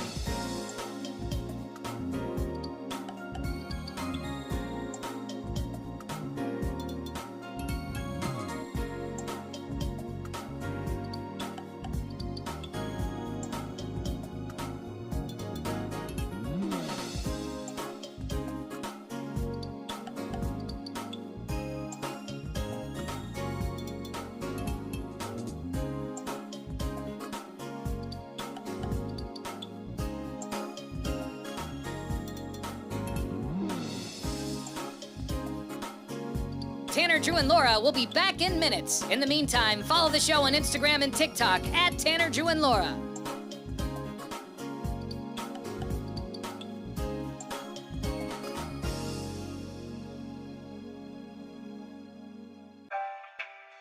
Thank you for checking out the Tanner, Drew, and Laura SpyCam video stream. We're currently at a break or playing a song that we can't afford the rights to. Please continue to stand by. Your viewership is very important to us. And remember, keep calm and bing bong, f***ers.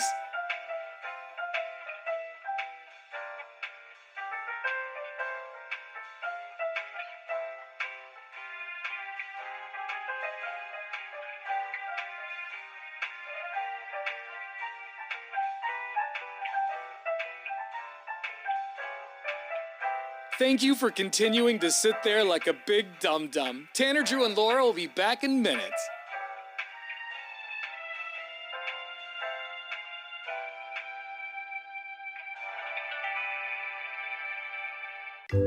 Thank you for continuing to sit there and do nothing. Tanner, Drew, and Laura will be back momentarily. In the meantime, call your mom for God's sake.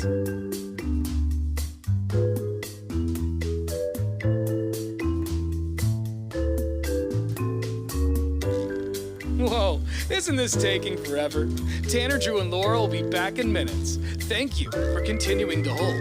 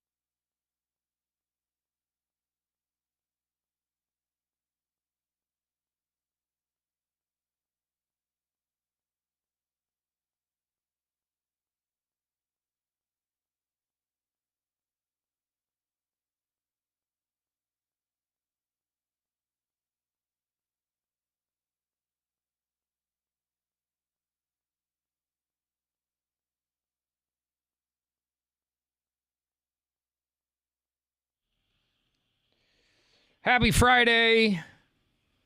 In studio with us this morning is Colin from Goldberg Jones, 1-800-DIVORCE. What's up, brother? Good to see you guys.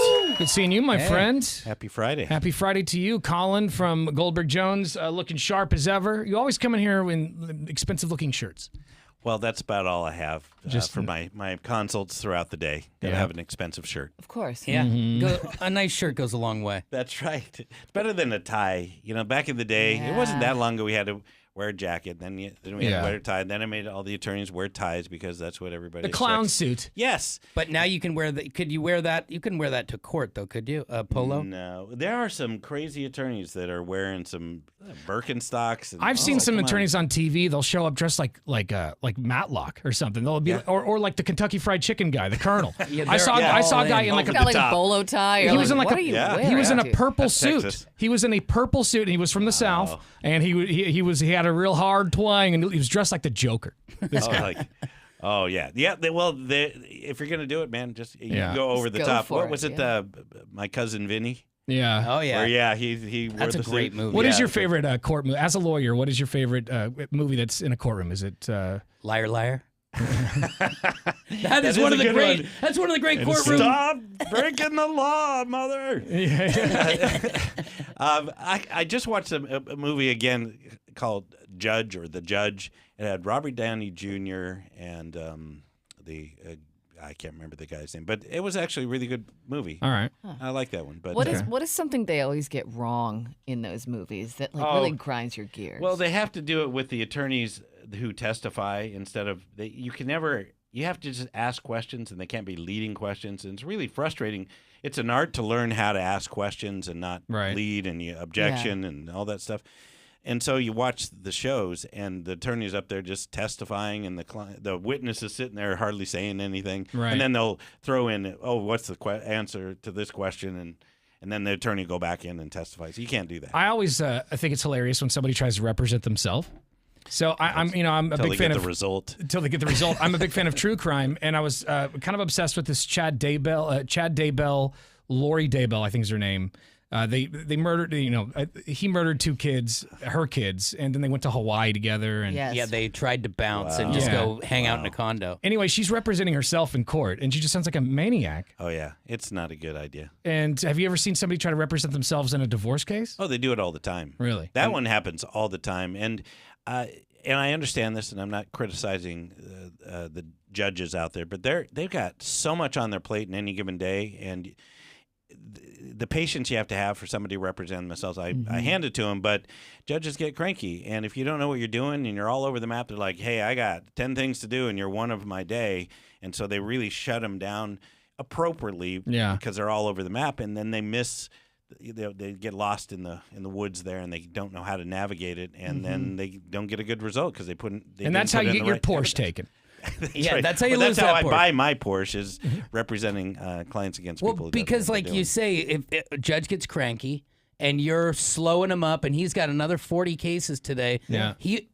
What I want is I want the judge to like me. I want the judge to be on my side, and it's not going to happen if I'm acting like a fool. Every time you see someone represent themselves, they're always those people who are trying really hard to sound more educated than they really are. Yeah, they're putting it on, but they don't know what to tell the judge. They're going back over the history from the beginning of time, and the judge's like, this is just 90% of what you want to tell me is just not relevant for what I need to know. You're better off just typing your question into ChatGPT. Yeah, too much information out of you right now when you're breaking That is interesting. down. The ChatGPT is coming on strong because I meet with people and they're like, well, I've done this. And I'm like, okay, well, that's fine. What do you mean when they say they've done like this? the parenting plan. They put it into the parenting plan, and I'm like, well, there's a lot of problems. Oh, and they let ChatGPT figure it out? Or there's people that send us these emails that are well written, and then at the bottom it says, "Are you pleased with the message that I prepared for you?" They copied that into it. They failed to. Oh my God! They failed to take out the. I Still cheated necessary. on this. Yeah. If you can't come up with a parenting plan by sitting down together, you probably don't belong together in the first place. Well, that's why people say, oh, your profession's going to be obsolete. I go, people are not getting along just because you have 2 computers talking.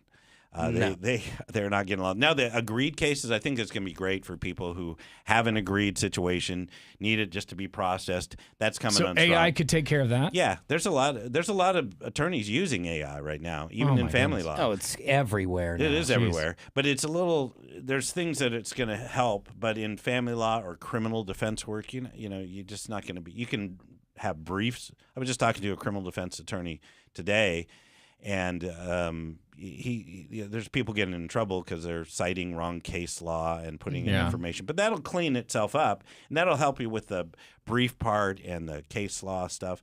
But as far as advocating and negotiating, people are not getting along for a reason. And I feel like when we had the divorce, we saw a glimpse into like his job as a lawyer is also like a counselor. It's also like you're also like a mediator. You're all these things when things are falling apart and emotions are getting in the way, and he kind of steps in like a coach or a referee. Mm-hmm. The computer doesn't have compassion, and it doesn't have the wherewithal to know, okay, this is getting shaky here between these two. It's exactly right. I need to hunker down. If I don't tone this down, someone's going to get murdered. If you've ever been married, which you have been, Yes, you are. You just when you get into an argument with your spouse, and do you think just to say, "Hey, let's just have the computers figure the rest of this out"? I mean, I'm sure. I'd like to go to bed tonight, and I'm sure people have done it. I bet it's like pump the brakes. Hold on. Let's see what ChatGPT has to say. That's right.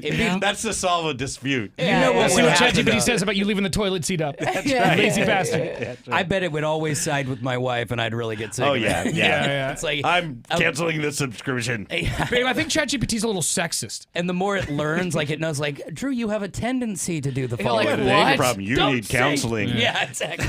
Well, if you've got questions about divorce or custody, calling us here this morning to answer those questions. It's a free service this morning. Yes, it is. 866-445-1059 is the phone number. Anything insane lately, Colin, that you've had to deal with that you should think people should know about? Anything like that you've seen that was a red flag that you think people could easily avoid? Well, we're in the modification, we're in the enforcement season because modification's a parenting time because you're coming up on school year next year, and now you got to get going, and then screwing with each other on summer break. Here it comes. Oh, yeah, because who's taking who, where. Yeah. And... I know it's your vacation and you've planned for it, but I've decided I'm not going to let you have the kids. That kind of stuff. Oh, geez. And those one-up games, like I remember having kids growing up, like who were more well-to-do and their parents were breaking up, and it's like one would be like, "Oh, we're going to the beach," and the other one's like, "Well, I booked Disneyland without you." So then what's the kid gonna Buying do? the puppy type. Yeah, I got a puppy. And it's like, much. well, I got a pixie stick. Dad wins again. Yep. 98197. That is our McLaughlin Chevrolet text line. You can also send us a talkback message through our iHeartRadio app. If you've got a question for Colin this morning, 866-445-1059 is the phone number. If you're going through a divorce or custody battle, he'll tell you about it. You've been watching the Tanner, Drew, and Laura SpyCam video stream, powered by coffee, Jello shots, and depression. Please stand by. Tanner, Drew, and Laura will be back in minutes. So be patient, for f***'s sake.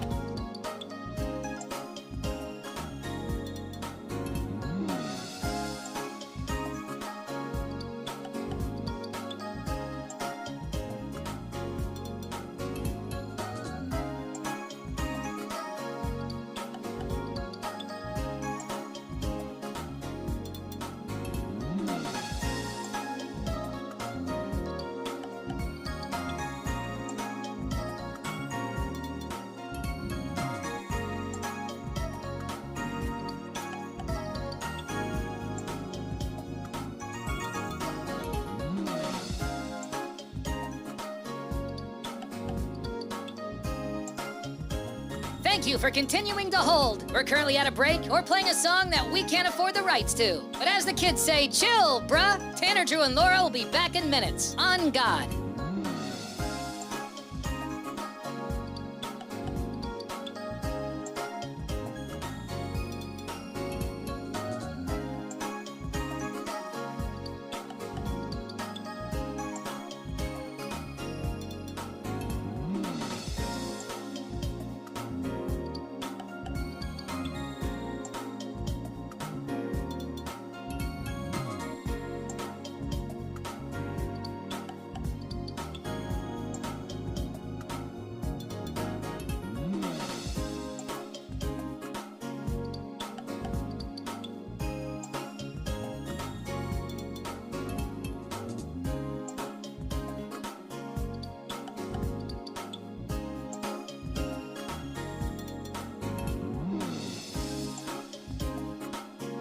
Tanner, Drew, and Laura will be back in minutes. In the meantime, follow the show on Instagram and TikTok at Tanner, Drew, and Laura.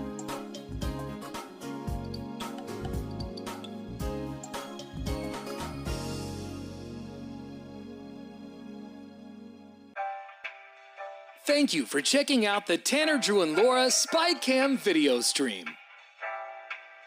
We're currently at a break or playing a song that we can't afford the rights to. Please continue to stand by. Your viewership is very important to us. And remember, keep calm and bing bong, f***ers.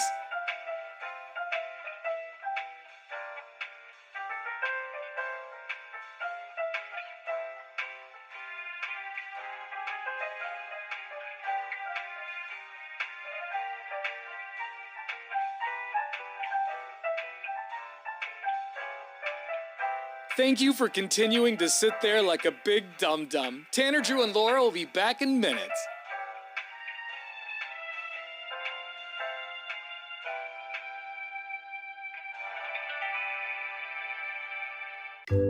Thank you for continuing to sit there and do nothing. Tanner, Drew, and Laura will be back momentarily. In the meantime, call your mom for God's sake.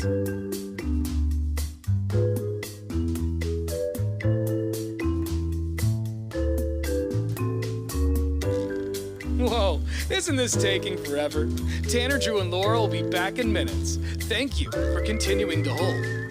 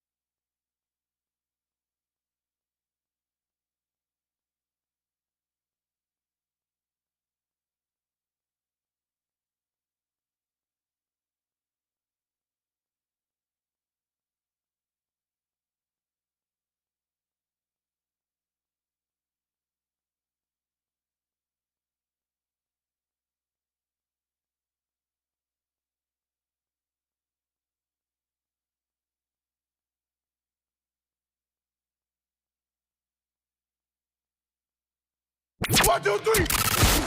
And now, Brew Sports. Here's Drew. Well, last night in the NBA, it was a game of survival for the New York Knicks, who were able to get a cushion early against Indiana. You kept waiting for that run where everything starts to drop for them, but it did not happen. That means it's still alive with a 111-94 victory. Now you'll be looking to wait till Saturday to catch any more NBA action, because remember, the Oklahoma City Thunder have already punched their ticket. Next game is Saturday, 5 o'clock. New York and Indiana will go head-to-head. Also, in the NHL, it looks like Edmonton fills the second spot in the Stanley Cup Finals with a 6-3 victory. So if you want to see that Florida against Edmonton, that'll all start on Wednesday, and then we'll really kind of have action again for the following week. There's your sports. All right, Colin from 1-800-DIVORCE, Goldberg Jones, is here in the studio answering your questions about divorce or custody today. If you're going through a divorce and you got some questions about the split, or if you're thinking about it, 866-445-1059. You can also send us a text message on our McLaughlin Chevrolet text line at 98197. Your calls after POD. Happy Friday. It's Tanner, Drew, and Laura. You've been watching the Tanner, Drew, and Laura SpyCam video stream, powered by coffee, Jell-O shots, and depression. Please stand by. Tanner, Drew, and Laura will be back in minutes. So be patient, for f***'s sake.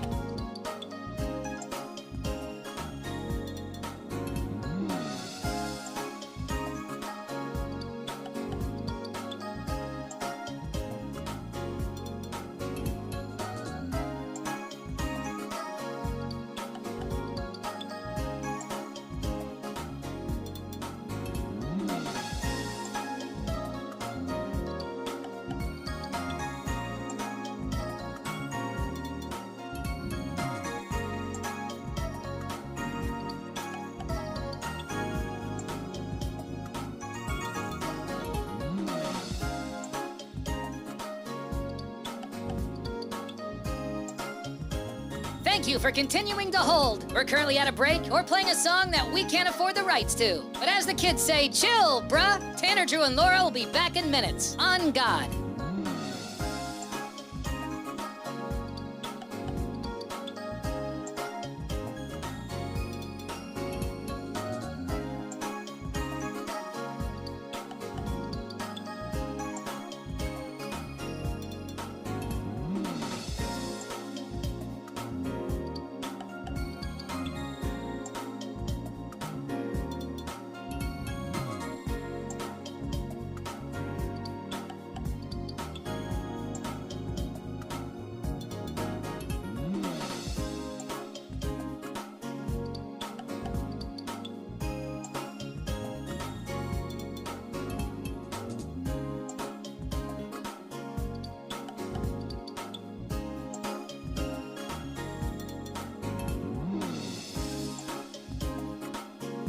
Tanner, Drew, and Laura will be back in minutes. In the meantime, follow the show on Instagram and TikTok at Tanner, Drew, and Laura.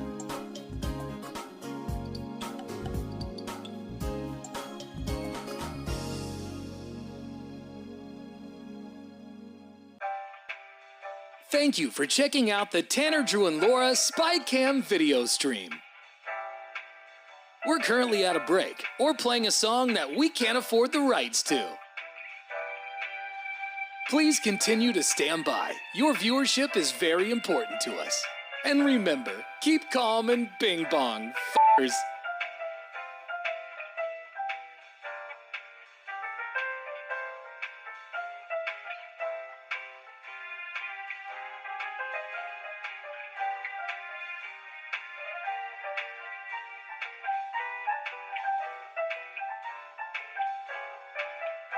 Thank you for continuing to sit there like a big dum-dum. Tanner, Drew, and Laura will be back in minutes.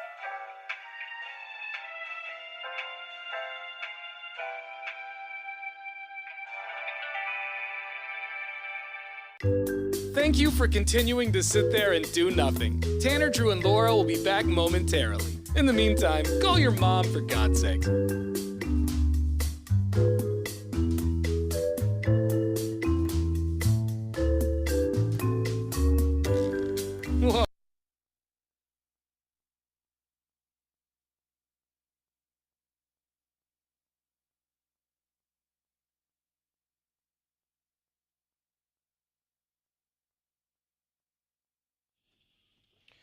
Colin from Goldberg Jones, 1-800-DIVORCE, is in the studio answering your questions about divorce or custody this morning on another Freedom Friday. Yeah.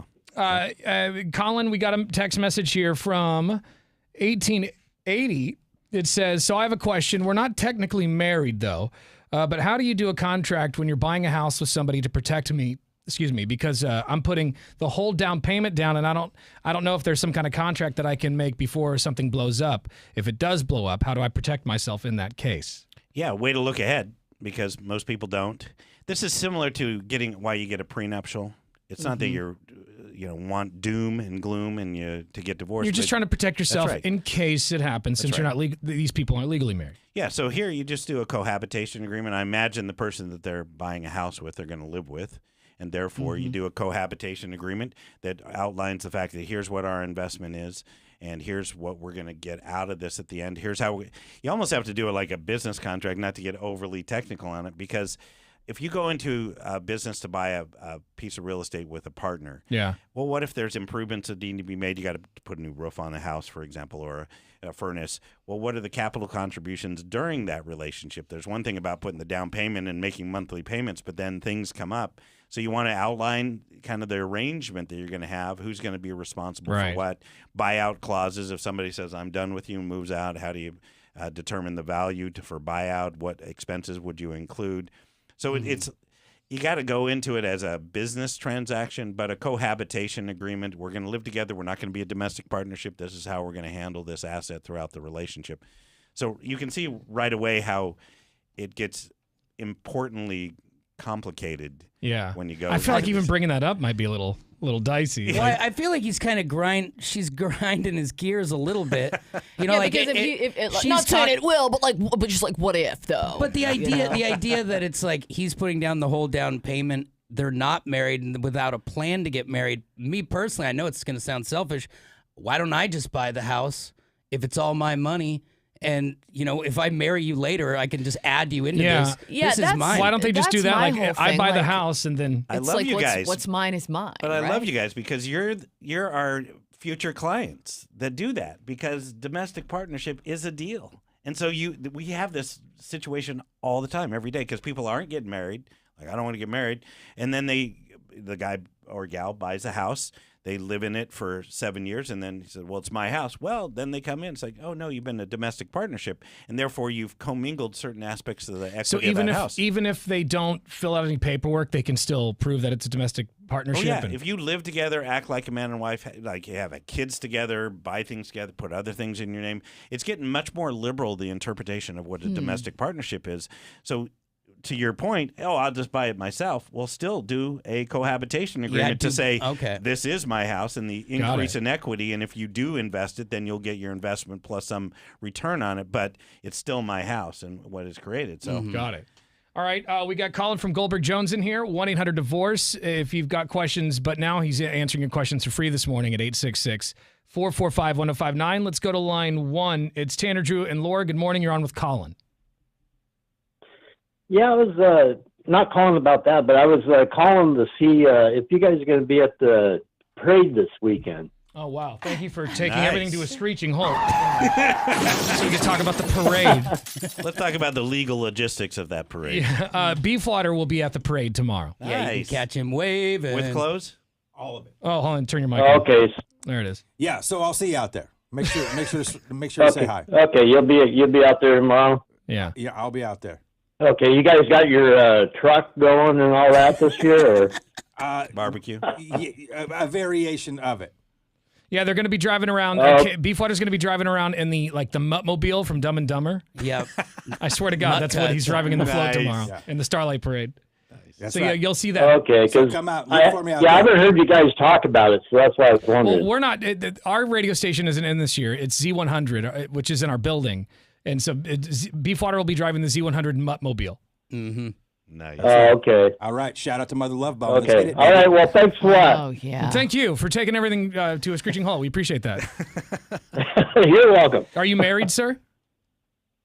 Yeah, I am. Happily? Happily? Do you have any questions about divorce or Yeah, custody? do you want to be? Because or- Colin is here around up answering there? your questions for free this morning. I don't know. My wife's a hoarder. I'm about ready to move out. I mean, we got trolls in the house. He's a hoarder, Colin. You have, a to, hoarder. you have to hear the whole So word. you should come in for a consultation if she is. If it's either. Yeah. Yeah. All right, dude. Yeah. Well, good luck on your marriage. Good luck. She likes it dirty, but in a different way. Hoarding. Yeah, exactly. Yeah. Don't Hey, let her, thanks. Don't Thanks let for her the get call. your Mother Love Bone records. Yeah, absolutely. That's the first thing she's coming after, Oh, probably. yeah. Just because he wants them. That dude loves Mother Love Bone, by the way. Yeah. He does. That Big guy? fan. Yeah.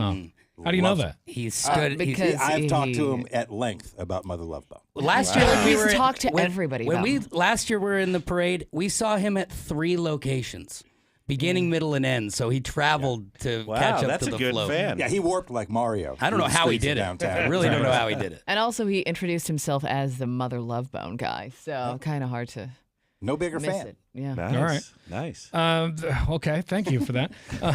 98197 is our McLaughlin Chevrolet text line. Colin from Goldberg Jones. Any divorce cases that you've had to deal with lately that were, I guess you kind of see the same thing over and over again. But anything Of note? anything unique? Yeah, anything that stood out lately? The most unique was an individual who wanted a post-nuptial. And Okay, that's not how that works, right? Yeah, no. Well, you can do Oh. them. So you got a prenuptial, which is what people, before you Yeah, get married. yeah.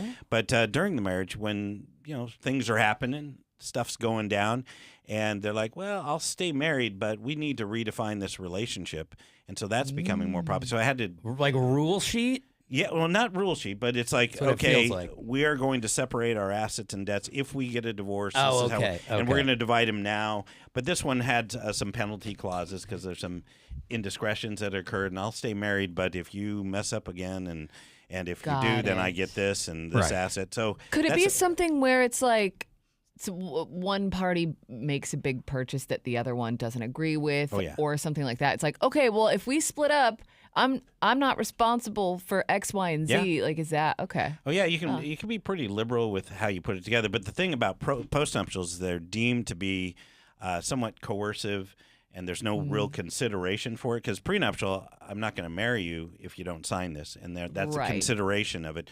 But when you're married, it's like, well, I don't have anything for consideration to bind the contract. Other than it, so that's why it's deemed coercive. If you don't sign this, I'm going to divorce you. So people sign it a little bit under duress. But that's why if you're going to have something that's valid, in my opinion, both parties should have an attorney sign off on it, so the other person I can see. later say, So- "I didn't understand." Did he have a side piece? Is that what was going There was on? a bit of that, and there's some other things that had happened that had really soured Okay. the situation, but not enough to get a divorce. Because I feel like to have the sheet forced on you for the signature, you gotta have screwed up. Yeah. Let's go to Danielle. Good morning. Is this Danielle? Or is this Daniel? I don't know. Dang, Daniel. Oh, they hung up. Damn, Daniel. Damn, Daniel. Oh, so this I've got person, cold feet. this person who asked about the house, Yeah. still asks. He says, "We've both talked about it and are okay with it, but I'm putting the whole down payment down. But she just needs to know what to do. She wants to know what to do. I just don't know how to go and what kind of contract to write up." Well, again, So he told you, like, you need to. You either do a real estate contract and you treat it like an arm's length transaction with a partner that you're buying a piece of real estate with, and have an LLC operating agreement. That's one way. The other way is to do a cohabitation agreement, which is kind of like a living with the other person agreement that says this is an asset, that this is part mine, and this is how the contributions, and this is what you may get later. Mhm. So What do you think about couples using the same towels? Because Laura and her ex-husband would use the same towels. I think that's Grounds for divorce, yes or no? wet towel here. Not good. Not good, right? I mean, okay. I understand it's usually the clean part of the shower is the Yeah. toweling after. Well, I guess But my I wife never thought about puts it it on the until- ground and maybe steps on it and no. Yeah, but I mean, so do you wash your towels every time you use them? My wife does. Okay, well, see, then there you go. You're lucky, man. Yeah. To use a fresh towel after every shower Every sounds shower. great. And she wants, in our new house, we're going to build the house. She wants a heating A heated floor? No, well, the heating floor, sure, of course, come on. Well, that's a given. But the heating rack where you hang heated your towel towel rack. heats Yeah, your yeah, yeah. towel. I didn't even know that existed. It does. Isn't It's it quite the deal? incredible. The divorce attorney in a perfect relationship. You know, it's right. Like you've got it good over there. Because she washes the towels every day. She does wash the towel. Yeah. It's amazing. pretty- But you know, I'm gone it's from pretty 5 high. till 7. I get home 5 to 7. So Yeah. and you know she cooks dinner while we talk, as I mentioned earlier, and we all have our roles. And I do my thing, but she does her thing, and the way it works. Let me give you Yes. marriage advice from a divorce attorney. Yeah. The way to make it work is everybody has to give more than they take, just a little bit more, but somewhat more. Not too much more. You don't want to be one of those unbalanced relationships. Then, Right. then you you gotta become take her and give her. resentful. Yeah, Yeah, you just got to exactly. give a little bit more than you take out of the relationship, and you'll be blissful. Now, when you say give more than you take, what do you do to give more? What does Colin do in the marriage to give Well, more? like on weekends, I help her with her business. I'm out in her garden. I don't do any of the touching of the plants because I'm like, that is too emasculating. But I do infrastructure. I put in the posts. I put up the fencing. I put in the water. He wants to feel like a the man. stuff. Yeah, Well, the so man I stuff. dainty little plants. I don't touch the flowers because, quite frankly, she's better at it. Yeah, You I know, was just gonna say. I do was gonna manual say, are you labor well. afraid that you'll kill them? Yeah, Is- that's also a good Okay. possibility. Okay. But I put the bark under the things. I'll help her. And I don't want a flower guy. I never wanted a flower guy. Colin, is no sex grounds for divorce? Like, let's say my wife and I haven't had sex in a year.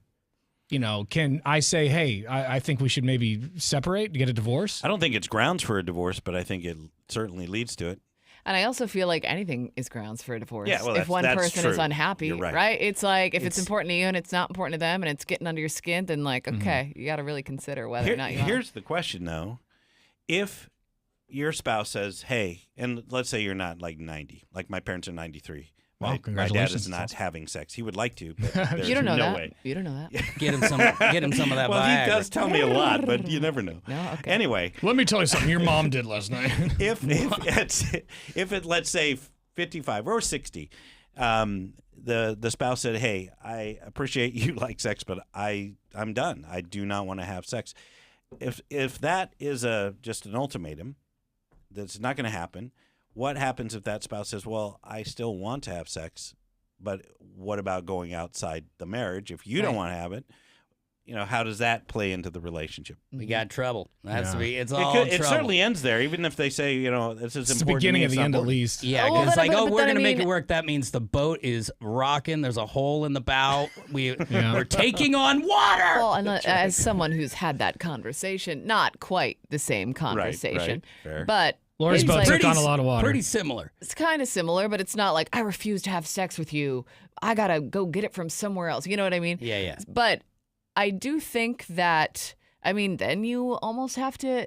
Most of the time, I don't think it's like a written contract. But I mean, if you decide that's what you want to do, then there's another set of rules, and there's It another is. this, that, and the other thing. So you just have to kind of like outline what it means. Are those rules get for you. really gray? Yeah. Yeah. Yeah, Okay. which is Sex- the problem. Sex is yeah. such an important thing when it comes to like this unseen and unheard chemistry. Like the natural aspect of when you've done it with your partner, whether you're tired, you have a headache or whatever. Everybody is doing better in the relationship after you've done it. It's just like, it's almost like caveman behavior that, like when my wife was having kids, it becomes a very rare thing when they're pregnant that you're having a normal relationship like that. When you can get back into routine, it's like, oh, boom, like you met each other for the first time again. Yeah. But I also feel like the opposite is true, where it's like if you want a stronger sexual chemistry, the emotional chemistry That's right. has You to have be to- there. you have to make It has to love. be there, yeah. Yeah. Got to make love. I just don't want to Can't say just it like do that. it. Yeah. I just don't want to say it We like can do it a few times, Baby, but can we sometimes make we got to make love? love. Yeah, yeah. Honestly, if exactly. somebody said that to me, I'd be like, no, we're never going to do that. Actually, I'm I outta can't here. stand it when people say it. Yeah. Hi, it's Tanner, Drew, and Laura. Good morning. Hey, good morning, y'all. This is Chad from Gresham. Hey, bud. I am currently going through a divorce, and one of the things that I had a question about is my ex has a pretty sizable 401k, and she basically told me if I try to go after it, she's gonna spend all of it before I can, make it disappear. Basically. I don't think Sure. Well, So now is that there any she's way to like, yeah, go ahead. combat that? Yeah, absolutely. Now that she's giving you her playbook, And if you know you're potentially going to go through a divorce, the first thing that happens, one, it's a bit of a process to withdraw money from a 401k. So that can slow that down, just the process. Right. But it's a marital asset, even part of it, even if part of it was acquired before the marriage, still you got marital aspects. The minute you file for divorce, you get this statutory financial restraining order, and then she would be served with that says don't do You can't do anything with the finances. Yeah, It's don't frozen. sell, transfer, encumber property, because that's exactly what people do. They kind of destroy property because they're going to get a divorce. So you can file a case and stop that. Prior to that, I tell people there are really no rules. People can gut accounts. They can take money out of investments. They can take money off a line of credit. It doesn't mean it's gone. It doesn't mean you can't argue that, hey, they took it out. That was marital waste. I should get it back as you go through the divorce. It's just better to stop it before it happens. And filing the case and getting the restraining order is the best way. Yeah, I would do that. ASAP, man. Yeah, I'd get on that. Give me a call. Yeah. All right. That sounds good. My other question would be, we own a house together, and she's the breadwinner, basically, in the relationship, and she's trying to push me to sell it very quickly. And if I do that, I'm kind of, up a creek without a paddle. For a paddle. Yeah. Well, the other aspect, all these assets, these are great questions because this is the kind of typical situation out there. It doesn't matter that she's the breadwinner. When you're married, the court considers you to be a partnership, regardless of what the financial contributions. If you think the traditional somebody stays at home with the kids and somebody works their 80 hours a week, they're still a partnership. Everything would be divided equitably, many times equally. So that house, regardless if she made more, is still a marital asset that requires you both to come to the understanding of how you want to handle it, whether you want to buy her out or whether you want to sell it, but sell it under more reasonable terms. Gotcha. Okay. Yeah. Well, I appreciate it. Well, I'm going to be reaching out to you, man. All right. Well, good luck. I'm around. Yeah, 1-800-DIVORCE is the number. 1-800-DIVORCE. If Colin doesn't answer, leave a message. He'll call you back, and that first call is free. And, if he'll answer any questions about divorce or custody that you have, man. All right, dude. Hope it all works out, brother. Thanks, guys. All right, buddy. All right, Colin, you're the man. We appreciate your insight and your wisdom.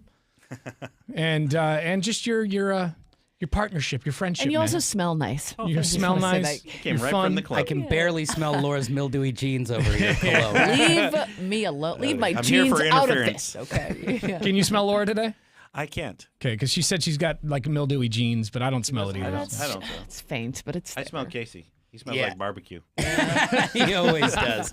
All right, we'll be back. Hang on. You've been watching the Tanner, Drew, and Laura SpyCam video stream, powered by coffee, Jell-O shots, and depression. Please stand by. Tanner, Drew, and Laura will be back in minutes. So be patient, for f***'s sake.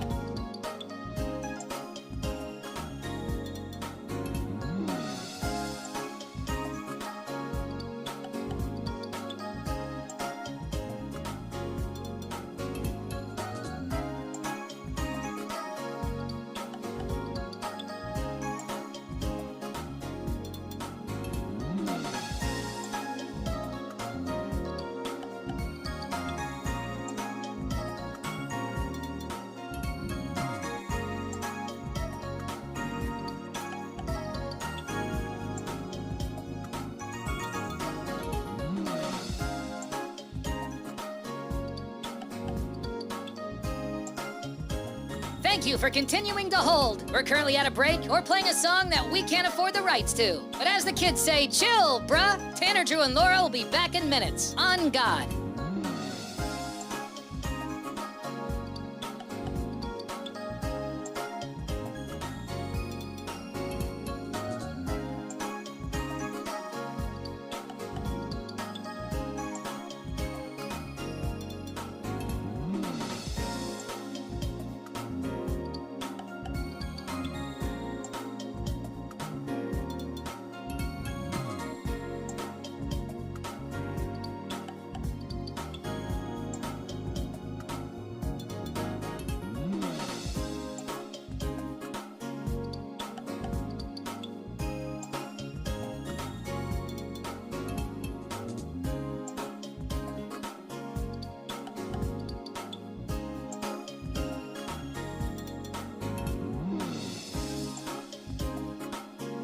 Tanner, Drew, and Laura will be back in minutes. In the meantime, follow the show on Instagram and TikTok at Tanner, Drew, and Laura.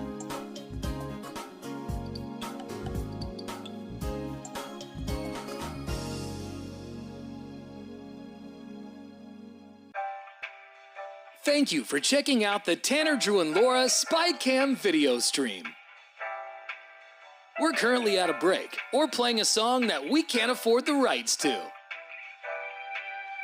Please continue to stand by. Your viewership is very important to us. And remember, keep calm and bing bong, f***ers.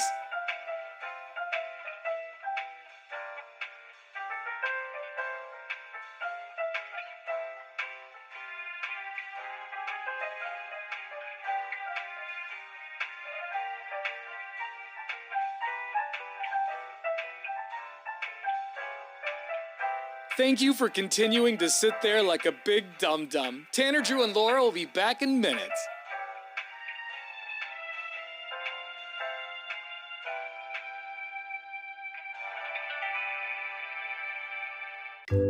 Thank you for continuing to sit there and do nothing. Tanner, Drew, and Laura will be back momentarily. In the meantime, call your mom for God's sake.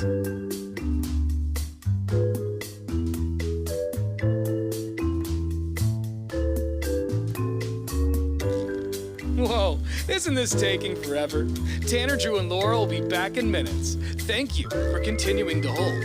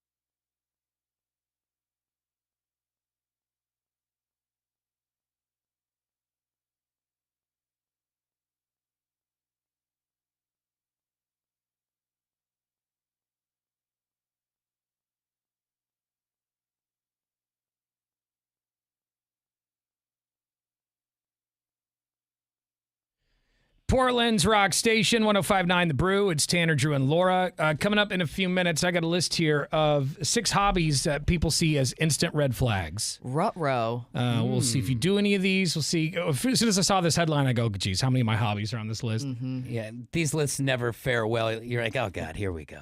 We'll get to that in a few minutes. Also, we're going to play a new game in a second. I'm going to give you the headline of a story, and you're just going to have to tell me if you think it's going to be a tweak of the week or a dumbass of the day.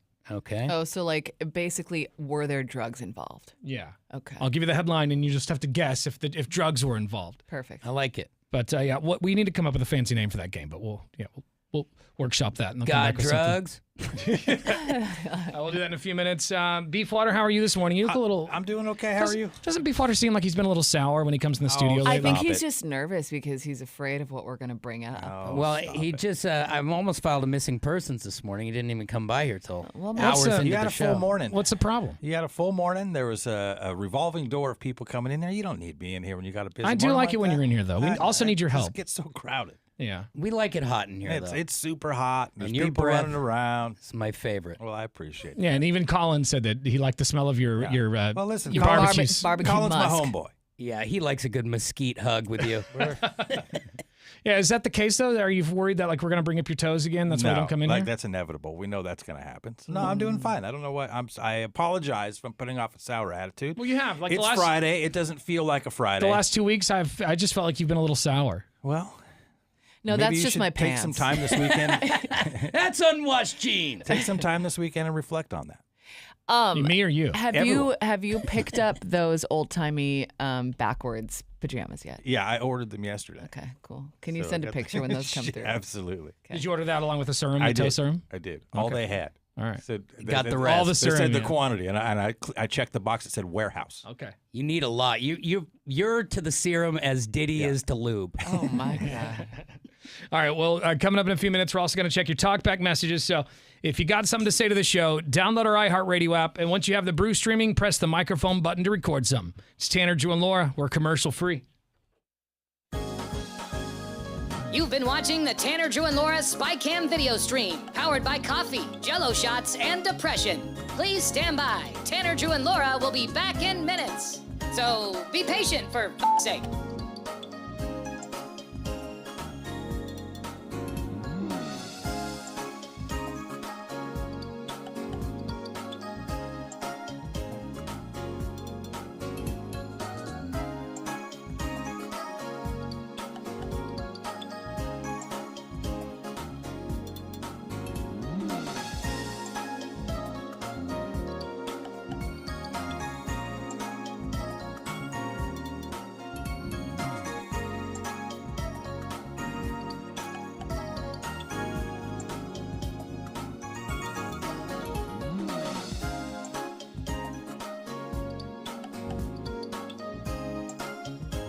Thank you for continuing to hold. We're currently at a break or playing a song that we can't afford the rights to. But as the kids say, chill, bruh. Tanner, Drew, and Laura will be back in minutes. On God.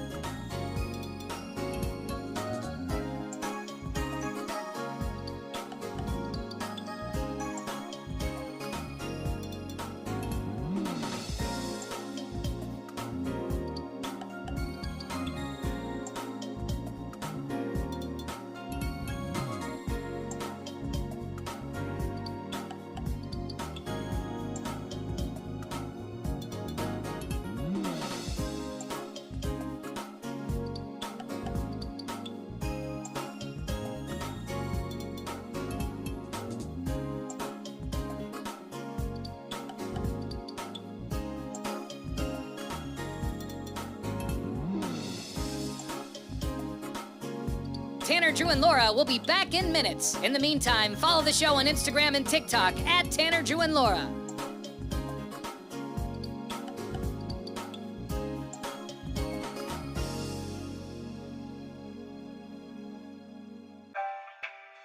Thank you for checking out the Tanner, Drew, and Laura SpyCam video stream. We're currently at a break or playing a song that we can't afford the rights to. Please continue to stand by. Your viewership is very important to us. And remember, keep calm and bing bong, f***ers.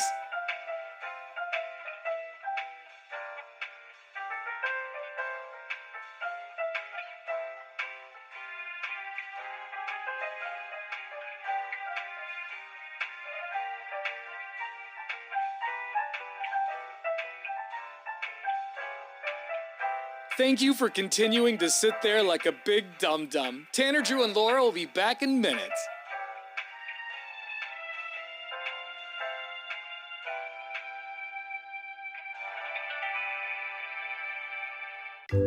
Thank you for continuing to sit there and do nothing. Tanner, Drew, and Laura will be back momentarily. In the meantime, call your mom for God's sake.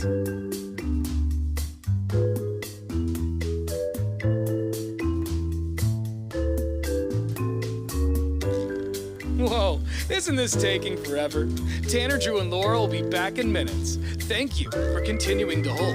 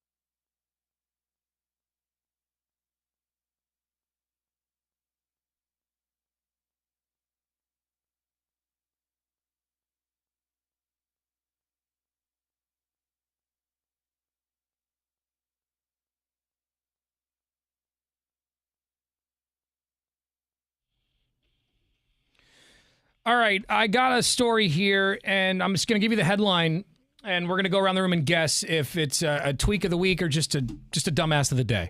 All right. The headline is woman arrested after breaking into a home to do laundry. Woman arrested after breaking into a home to do laundry. Is this woman on drugs? Is she drunk? Or is she just dumb? So is drugs and alcohol drunk, are they a separate included? answer? Yeah. For the sake of this, intoxicated or yeah, not? we'll just put it all in the same bag. Okay. I'd say that she is. I'm gonna. Does it matter where she's from? Do you want to know? Oh, I would like to know. No, I don't want to know. That. Okay. Right. Well, I'm going to tell you. Never mind then. It's Evansville, Indiana. How come Drew wins? How come I get vetoed? Well, I feel like aggressive. I feel like it. Yeah, Because you what? Because I feel like that's like a. I feel like it's a good idea to know where it's at because certain areas are more have bigger meth problems or whatever. It is. Exactly. But so if it's Florida, you're always going to assume that somebody is on drugs. But that could throw you off, though. Maybe. Okay. I'm gonna run against the wind here and say, even though my mind is screaming tweaker, I'm gonna say it's a dumbass. Casey, Beefwater Bay, woman arrested after breaking into a home to do laundry. Is she on drugs or is she just dumb? I feel like we are in the dumb category. And I just feel like if you're tweaking that hard, you probably don't care about your laundry. All right, Laura? Yeah, I'm going to say this is a non-tweak. A non-tweak, huh? It's a dumbass. All right. Well, the police officials say they arrested a woman on Wednesday on burglary charges. Mm-hmm. According to a police report, officers were dispatched to a home and in a reference to a woman who broke into the house. Officials say the homeowner told authorities that when he woke up, the suspect, later identified as Gabrielle Caldwell, was standing over him with a sharp, pointed metal object. Whoa. He just wakes up and she's standing over him. You're out of dryer sheets. It's like a horror movie. It is scary. Apparently, he asked the woman to leave, but she refused and instead began undressing. Oh. This just keeps getting more and more interesting. Officials say the homeowner ran out the door to get away until police arrived on scene. When we were kids, I felt like that was exactly what we wanted. Mm-hmm. Just wanted a hot girl to wake us up. Minus the sharp object in her hand. Well, she's just a woman who knows what she wants. Yeah. Police say Caldwell couldn't provide the address that she was inside of, but that she was there to do some laundry. She was found to be under the influence of an unknown substance. Of course. Well, if I had known all the things like Blade, getting naked, those types of things, that's a I feel like telltale. Getting naked always lends itself to being on some sort of substance. It's way harder to talk yourself into disrobing when you're sober. Yeah. Yeah, because what they feel like, oh, God, the creeper crawlers are on me. I got to get my clothes off. Yeah, exactly. I don't know. I've never gotten high and gotten naked, though. I got to be honest. Now, that homeowner, I don't know if he had a wife there or not, that could have turned into one freaky night if you just don't call. Like the freakiest. I mean, she's here to party. Yeah, she was charged and with do Londo. She was charged with burglary. Obviously, they didn't find any drugs on her, but they're pretty sure that she was on something. Yeah. Your eyes are pinned. Unidentified substance, though. That's interesting. Well, because when you don't know what it is, it could be any of the speed category, it could be any of the painkiller category, or both. Yeah. Moonshine. Little moonshine. Little homemade hooch. Bathtub moonshine. The kind that makes you go blind. The good stuff. All right. You got to send us a talkback message if you want to reach out to the show. You got a comment, suggestion, or complaints. We're going to check those here in just a few minutes. Download our iHeartRadio app. We are commercial free on The Brew. You've been watching the Tanner, Drew, and Laura SpyCam video stream, powered by coffee, Jell-O shots, and depression. Please stand by. Tanner, Drew, and Laura will be back in minutes. So be patient, for f***'s sake.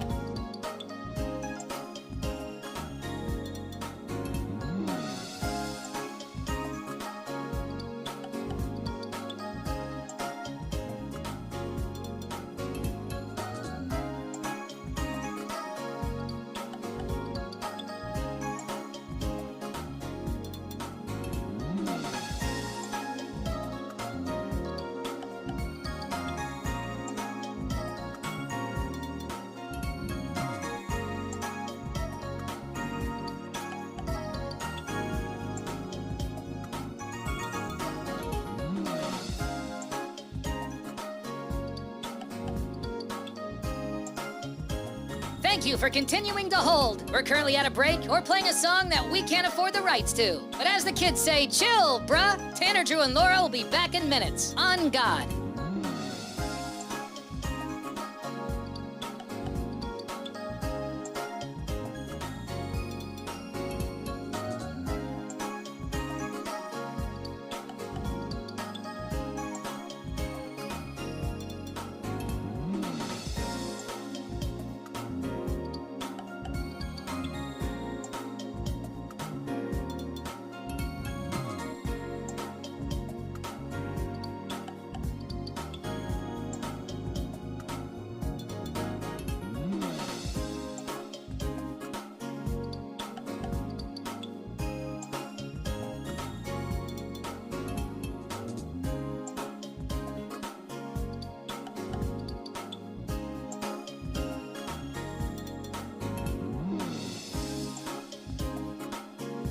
Tanner, Drew, and Laura will be back in minutes. In the meantime, follow the show on Instagram and TikTok at Tanner, Drew, and Laura.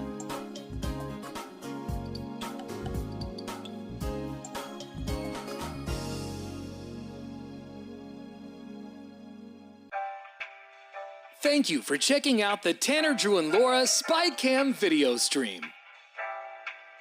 We're currently at a break or playing a song that we can't afford the rights to. Please continue to stand by. Your viewership is very important to us. And remember, keep calm and bing bong, f***ers.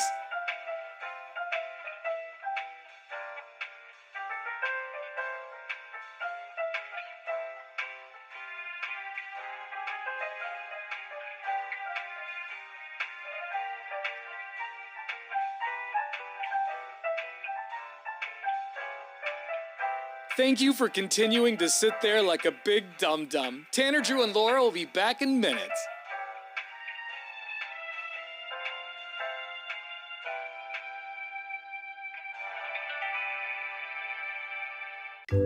Thank you for continuing to sit there and do nothing. Tanner, Drew, and Laura will be back momentarily. In the meantime, call your mom for God's sake.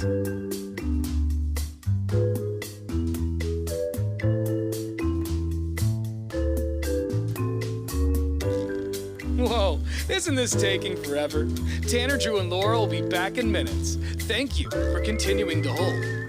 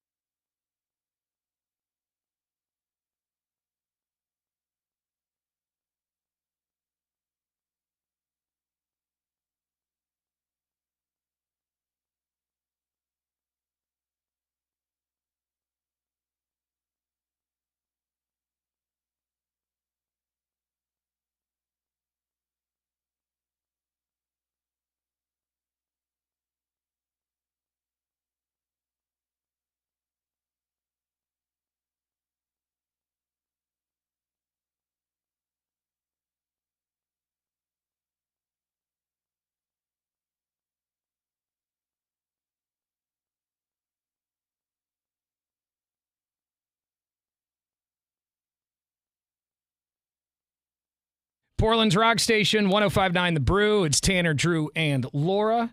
Beefwater's in here on a Friday. On a Friday. Happy Friday, everybody. Happy Friday to you. I know you're going to be going down to the Rose Festival. I am. And you're going to be interviewing some carnies here, and we'll be hearing maybe that next week. Yeah, we'll get, I got to figure out the timing on that. Okay. Because the city fair is open and closed throughout the Rose Festival. So I haven't been down there yet. I'd love going down there. Certain weekends it's rolling, and then I believe there's like a sleeper weekend, and it's got a schedule of its own. Okay. I want to go on the Ferris wheel. It's nice. Every time I drive by it, I'm like, wow, that looks so cool. It is pretty majestic. Yeah. If you want to like take kids to that thing, though, you better be ready to bring a briefcase. Because it's expensive. Well, yeah. And what I do wish they had at these things were all you could ride bracelets, like where you pay a I'm little kind of chunk. surprised they don't. And I feel like you would still make your money because so many people go on 4 rides, get dizzy. And Well, last year, or maybe it was a couple years ago, I bought a pen, and it got me in every day all whole time. So you can buy like. Does that get you in or get you rides? That I don't remember. Because admission usually is sold separately. Rides are usually their own thing. 'Cause It it's might have separate been- businesses might have been doing separate. that. But Drew, what you just explained happened to me one time. Took my kids to the fair. We wanted to get the ride bracelet. Did it. I think Gravitron was ride 2. My son got all spun out and sick, and we were out of there inside of 40 minutes. With an all-you-can-do With bracelet. $200 and whatever dollars worth of ride bracelet. Oh, we just man. got back in the Yes, car. You should save the dizzy ones for the last, right? Yeah, the Gravitron should have been Yeah, dude, last. Gravitron is going to put you down. What are you doing? Yeah, you gotta space those out for I sure. don't make the calls. We got a text message from 5288 that says, I listen to you guys every single morning for about an hour as I commute to work. The only complaint I have is that I never heard how Beefwater got his nickname. Do you have any other nicknames too? So, yeah, Beefwater got his nickname because his real name is Casey Bay. But he came in one day with like a bright orange. It was like a mustard yellow shirt. Yeah. Right. And it said Beefwater on it. And we're like, what the hell is Beefwater? We just thought it was a funny word. I'd never heard those two words together. Yeah, it needed to be discussed. And so we looked it up and we found out that it was just some old punk band, and he found the shirt at like a thrift store or something. I did. And you found more information than I did because I all I know is the Instagram was already taken. It seems to be claimed but not used. Yeah. And I too had never seen it before, but I thought for $4.50, I'll take this shirt on home. Where was it? At a thrift store? Yeah, I found it. I believe that one was at Value Village here in Tigard. I found that. All right. Shirt. They got some gems. You know what? I got to gripe. I know that we didn't do cheers and jeers today, Yeah, we ran out of time. but I have a jeer. Okay, go ahead. Like stores like that, thrift stores, and I'm not talking like mom and pop thrift stores. I'm talking corporate America thrift stores. You used to be able to get T-shirts for like 50 cents. $4.50? No. $4.50 is on the lower side Get now. outta I've seen them here. as much as $8-9 bucks, and I'm going, what are y'all talking Somebody about? The told me- prices at Goodwill and places like that are crazy. It's why, like, I was at somebody's house. I mean, this is a while back now, but he's like, "Hey, check out my end table. I got it from Goodwill for $50." I was like, "Who's paying $50 for anything at Goodwill?" Yeah, Goodwill specifically has gotten very proud of what they've got going on. Oh, and they're bold too. The one by my house, and now granted, it's in an area where some nice things get dropped off, but Yeah. you drop off, you turn the corner, and right in front of you is the boutique, where it's yeah. high-end pricing at Goodwill. It still says Goodwill. I gave you that for free. Yeah. That's $400? Yeah. What are you talking about? Yeah, Give me the dresser. I want it back. I just marvel at those things. They're like that. Everybody knows that. Like what you just described, everybody is aware that they didn't pay for it, and that Yeah, they're turning and they'll around still- and trying. yeah. So it's kind of a bold move. It is on its own, right? But Like, how the business model works is amazing. Yeah, You give us everything. We're going to hand you a tax credit that will never be asked for, and then we're going to sell your things. But, you know, the upside of that is you get to just drop off your junk and drive away. And you're not going to the dump. And I enjoy doing that. And that's right. That does help. they're also getting a little picky about what you can drop off too. So. Yeah, I've noticed that. Like, just take the junk, all right? Just take it and then throw it Yeah. away if you need to. Like, But I'm dropping it no. off here. I hide the contraband at the bottom of each bucket. That's very smart. Always at the very smart. bottom. All right, we are commercial free. Happy Friday. It's 105.9 The Brew. Tanner, Drew, and Laura. You've been watching the Tanner, Drew, and Laura SpyCam video stream, powered by coffee, Jell-O shots, and depression. Please stand by. Tanner, Drew, and Laura will be back in minutes. So be patient, for f***'s sake.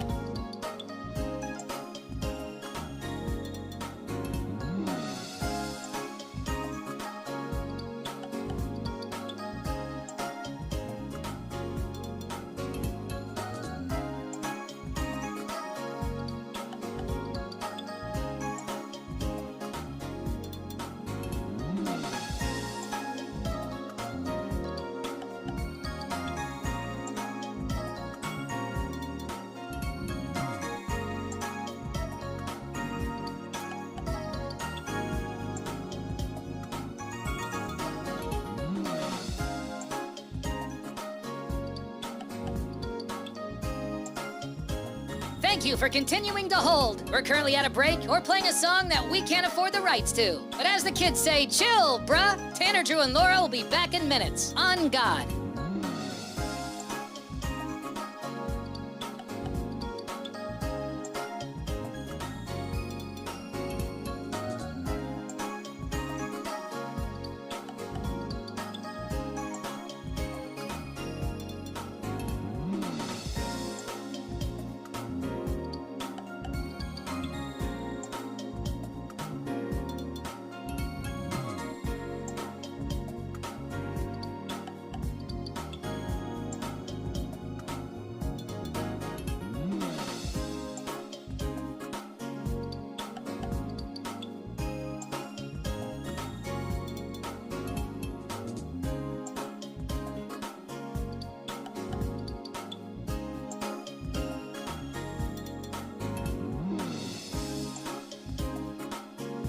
Tanner, Drew, and Laura will be back in minutes. In the meantime, follow the show on Instagram and TikTok at Tanner, Drew, and Laura.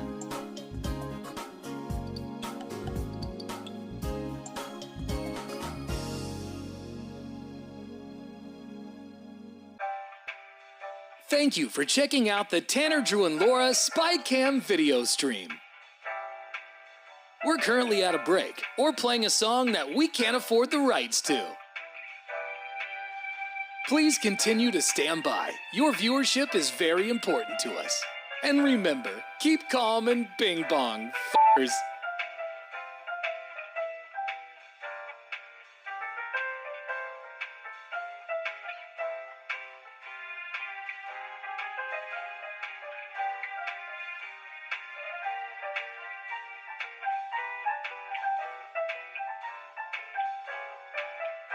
Thank you for continuing to sit there like a big dum-dum. Tanner, Drew, and Laura will be back in minutes.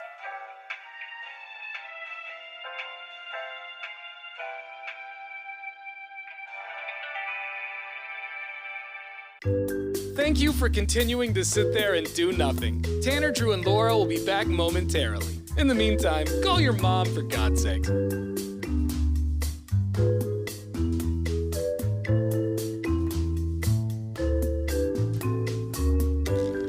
Whoa, isn't this taking forever? Tanner, Drew, and Laura will be back in minutes. Thank you for continuing to hold.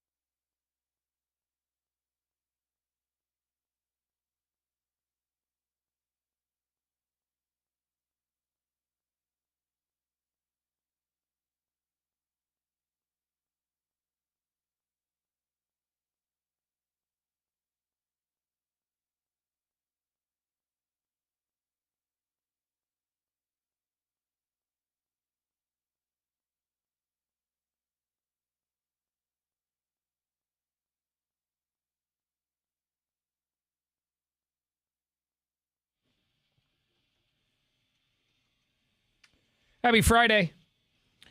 I got here a list of 6 hobbies people see as instant red flags. Whoa. And as soon as I saw the headline, I was like, geez, how many hobbies do I have on this list?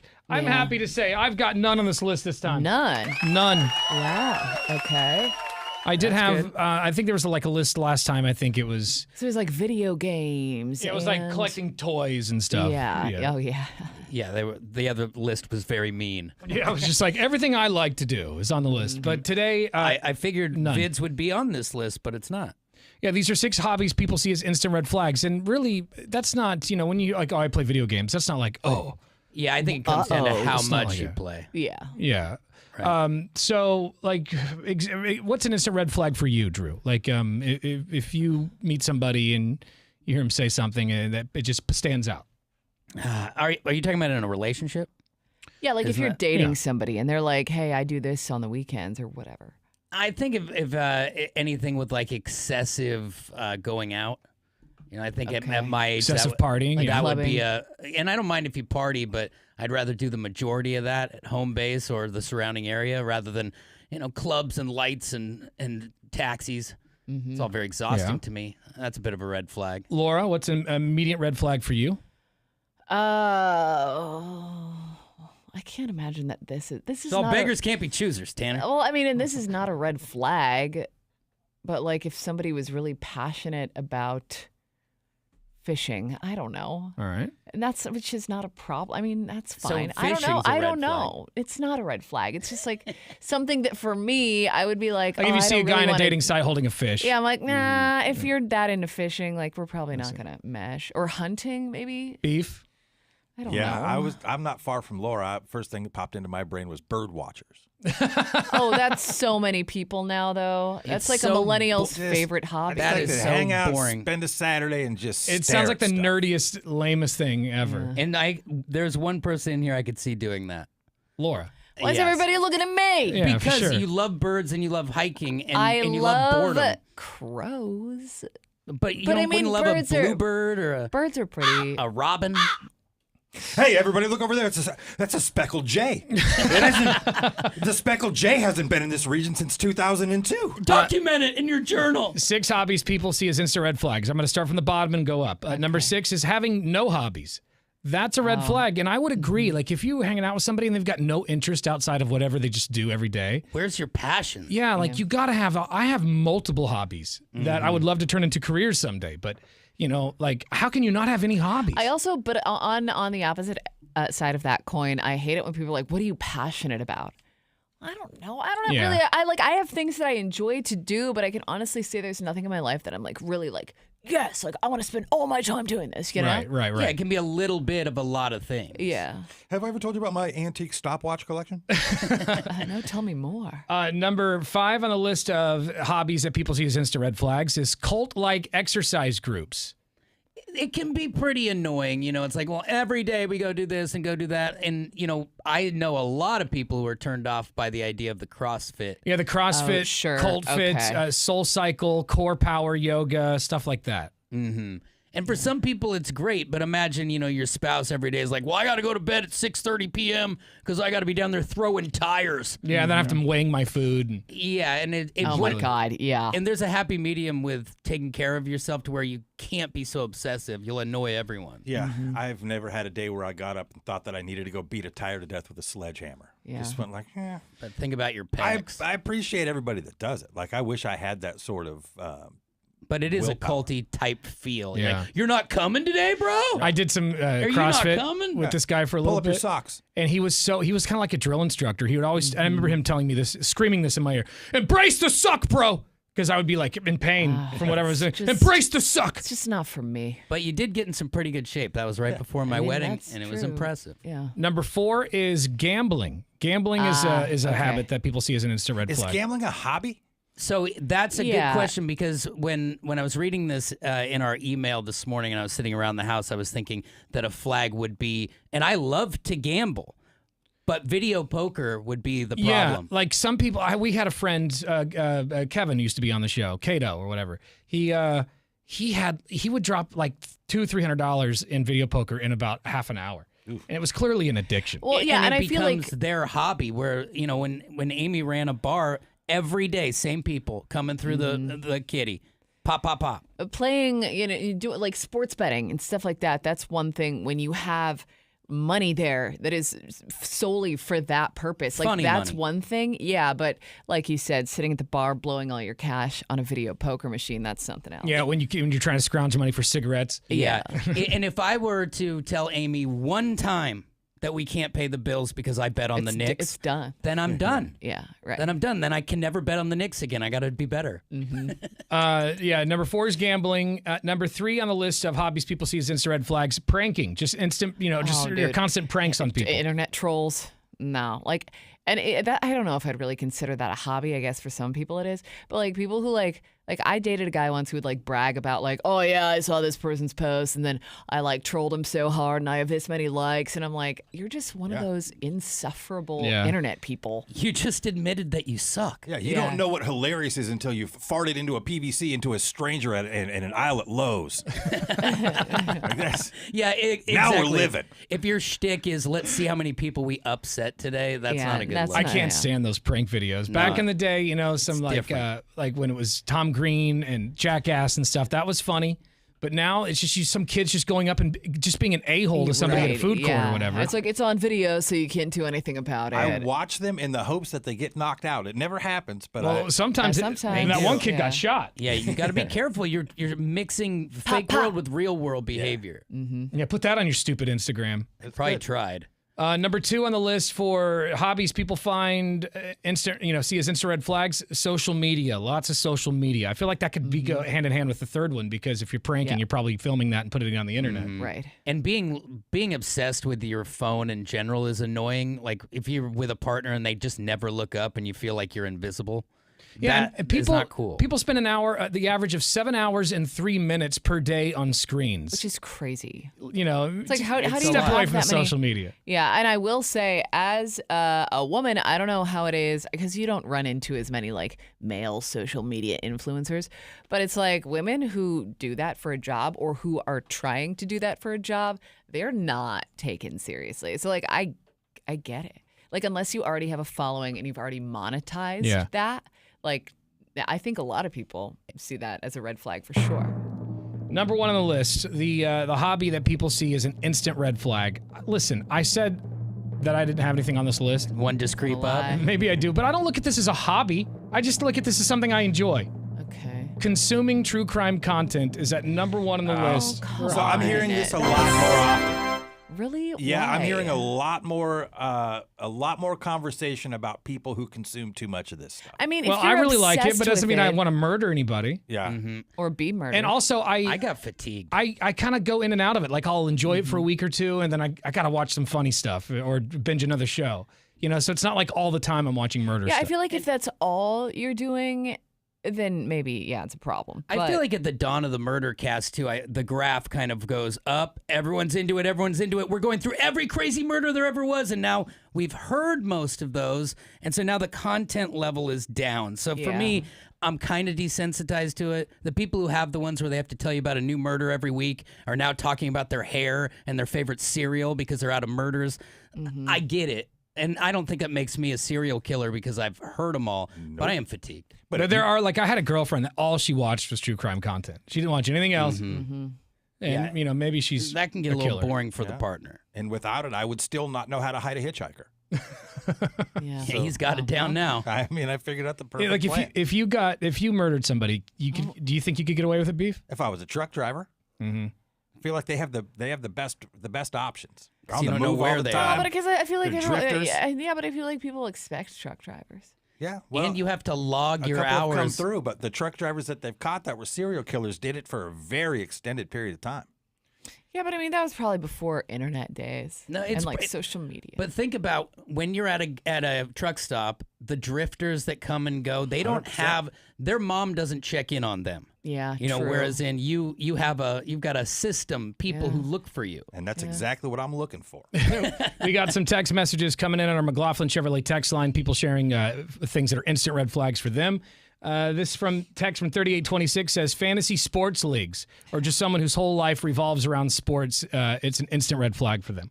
fantasy and sports to me are two different things because fantasy can be so like you're pretending it's real life and it's one guy from each team. It's Like D&D for sports people. It definitely is. 6965 says red flag number 1 is religious extremists.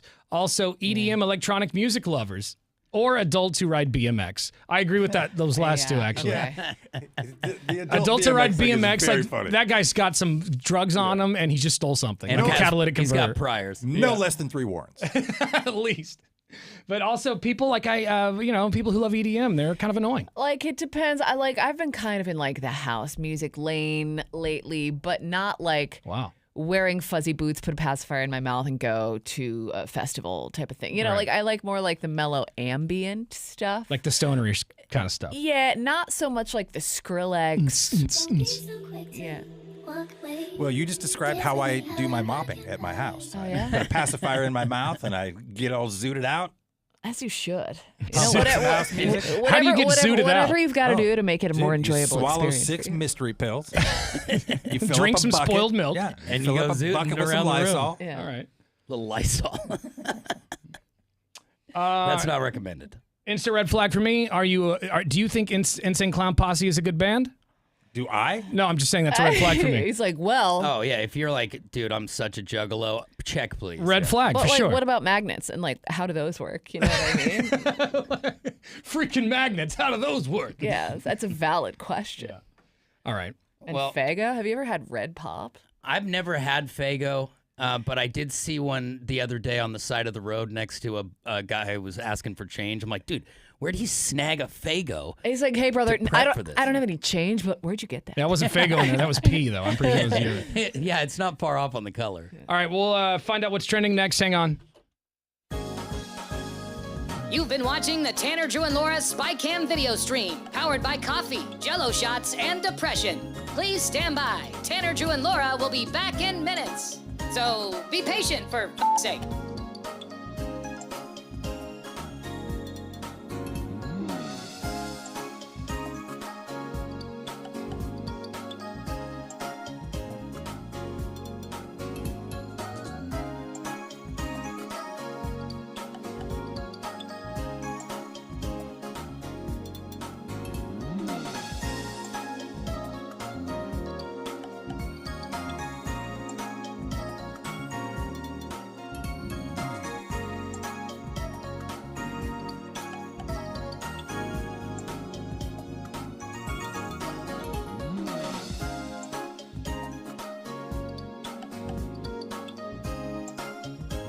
Thank you for continuing to hold. We're currently at a break or playing a song that we can't afford the rights to. But as the kids say, chill, bruh. Tanner, Drew, and Laura will be back in minutes. On God.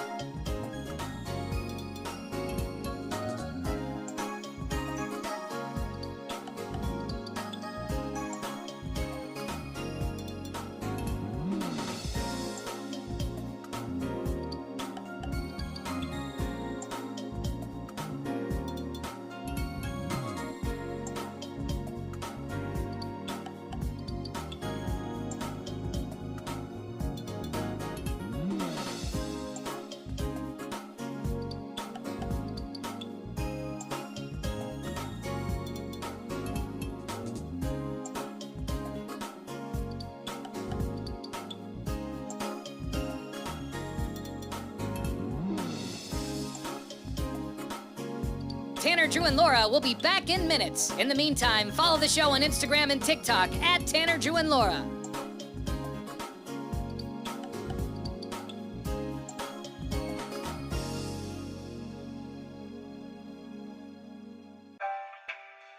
Thank you for checking out the Tanner, Drew, and Laura SpyCam video stream. We're currently at a break or playing a song that we can't afford the rights to. Please continue to stand by. Your viewership is very important to us. And remember, keep calm and bing bong, f***ers.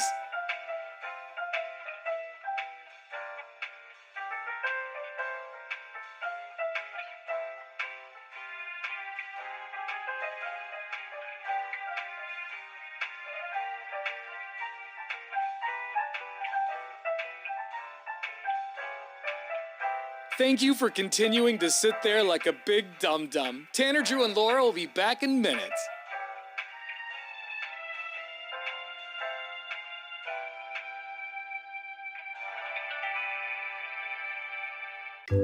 Thank you for continuing to sit there and do nothing. Tanner, Drew, and Laura will be back momentarily. In the meantime, call your mom for God's sakes.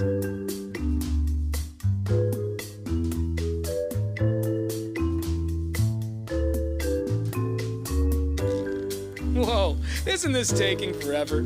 Tanner, Drew, and Laura will be back in minutes. Thank you for continuing to hold.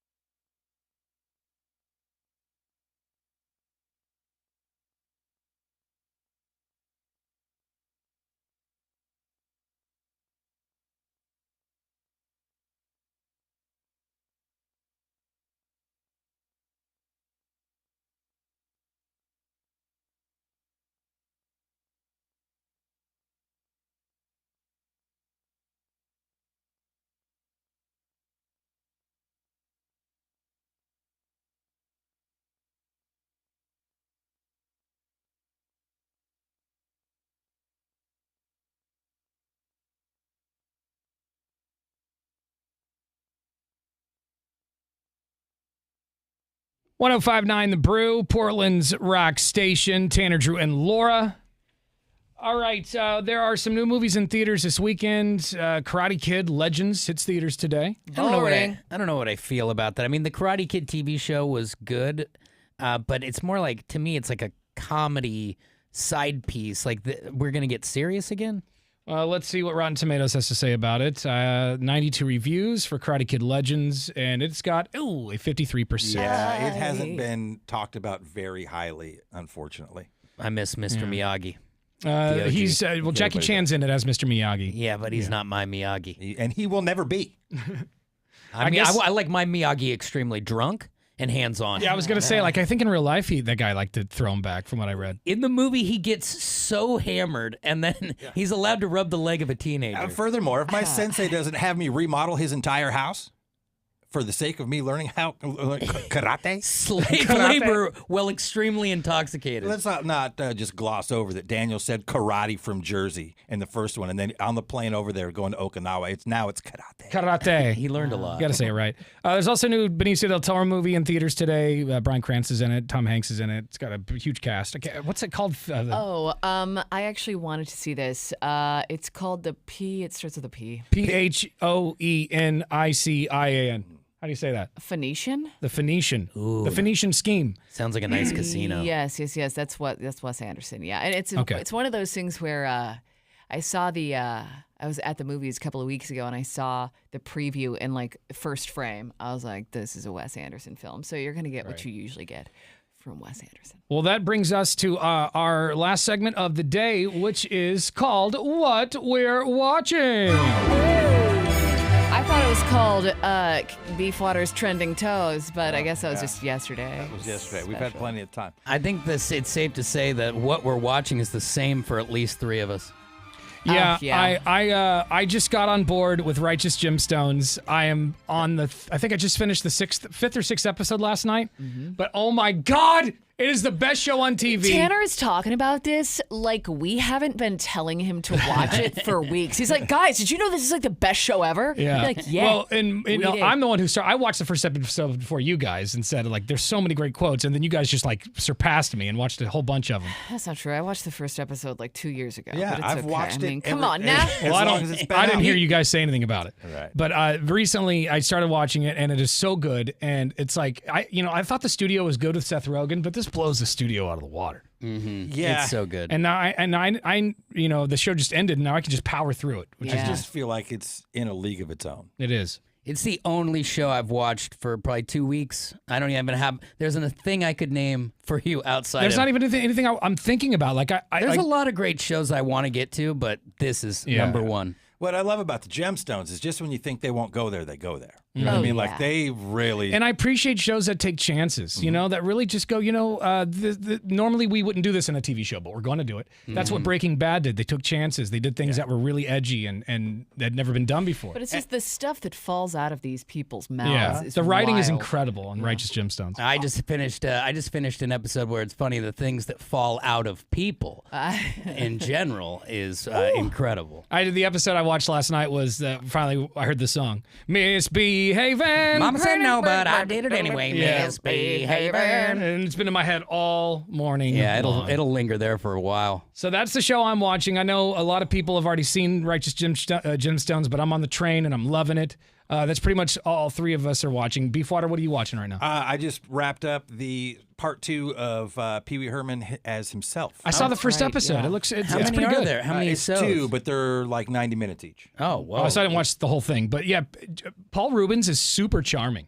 He's really funny, and he's a decent looking dude when he's not dressed as Pee Wee. He was 70 in that, when they were shooting that, because I think he was a little north of 70 when he passed away. But he looked great. Yeah. Mm-hmm. There's a neighbor who her TikTok just went viral because she goes, everyone knows him as Pee Wee, but I knew him as Paul. Yeah. Dude's my neighbor. He planted a tree for us that once it was a certain height, they took it so they could plant it in their yard, and then Paul Rubens Pee Wee would rescue cats and then give them the cats and stuff. And he's like a real neighbor. He's not a just really some good star. a person. Yeah, Hard. really good person. After watching that, and granted, we have a little soft spot because we grew up with it. but hard not to like him as an individual when you get done watching that I don't even show. care about the porno theater thing. Yeah, I mean, I don't even care that's about such a blip. You know what I mean? But like that Not dude, me. That's why I wasn't allowed He's to dead watch to me Pee-wee's because of it. Playhouse. I swear to Yeah, God. So that's you all I touch think yourself anywhere, I'm out. that dude knew what he wanted to do at an early age, and he brought that character into fruition and made a ton of money with it. So I wouldn't mind a movie about Pee-wee, about Paul Rubens. Like I want to see movies about the actors now. Like, you know, something like Sean Penn's life has been insane. Yeah. I would like to see a movie about Sean Penn's life where he goes and meets these drug lords and he goes. Yeah, but I feel like that's stuff that happens. Like Pee-wee, we got the whatever you want to call this docuseries, whatever. We got that after he passed, and like Mr. Rogers, same situation. So we I might feel have to like- wait till these actors pass away. I feel like the Pee Wee docu-series was a 4-year project. I feel like I saw the director yesterday. Wow. You think about some of these people though. Clint Eastwood. How crazy would that be? How about Burt Reynolds? Yeah, right. Are you kidding me? Yeah, when they were superstars back in the day when they could just get away with everything. Celebrity was different too. You know what I mean? Like it meant there was a little more meat on that bone back in Right. those days. You were actually a celebrity in the 70s and 80s if you were in something popular. Where now it's pretty diluted. Yeah, so those are some really good shows. Righteous Gemstones, if you haven't been watching that, and the Pee-wee documentary, Pee-wee as Himself, which I believe is on what is HBO that? Max. HBO Max. You don't even have to change. Yeah, man. Just stay right there, misbehaving. Misbehaving. Anyone who has not seen it, this is a gift. And if you have already ran through it, make sure you go back and hit that Vice Principals up because you might as well just keep that good time rolling. That's going to be Walton next. Goggins, he's a real gem. Yeah, dude, that guy's great. All right, we will see you next week. We found out on Wednesday that all next week we've got tickets to go see the one and only Linkin Park. I've never seen Linkin Park. Even though Chester isn't there, I'm still excited to see them when they roll through the Moda Center with their new singer Emily. Yeah, Emily Armstrong. Yeah, and so we'll have tickets all next week, starting Monday at 7:30 in the morning. Bing, bing. When is that show? I feel like September. Yeah, early September. All right. Yeah. All right. Yeah. But I also have tickets to a cover band of Linkin Park called Linkin Pork. And they're playing a barbecue this weekend. We'll get you in. See ya. Bye. You've been watching the Tanner, Drew, and Laura SpyCam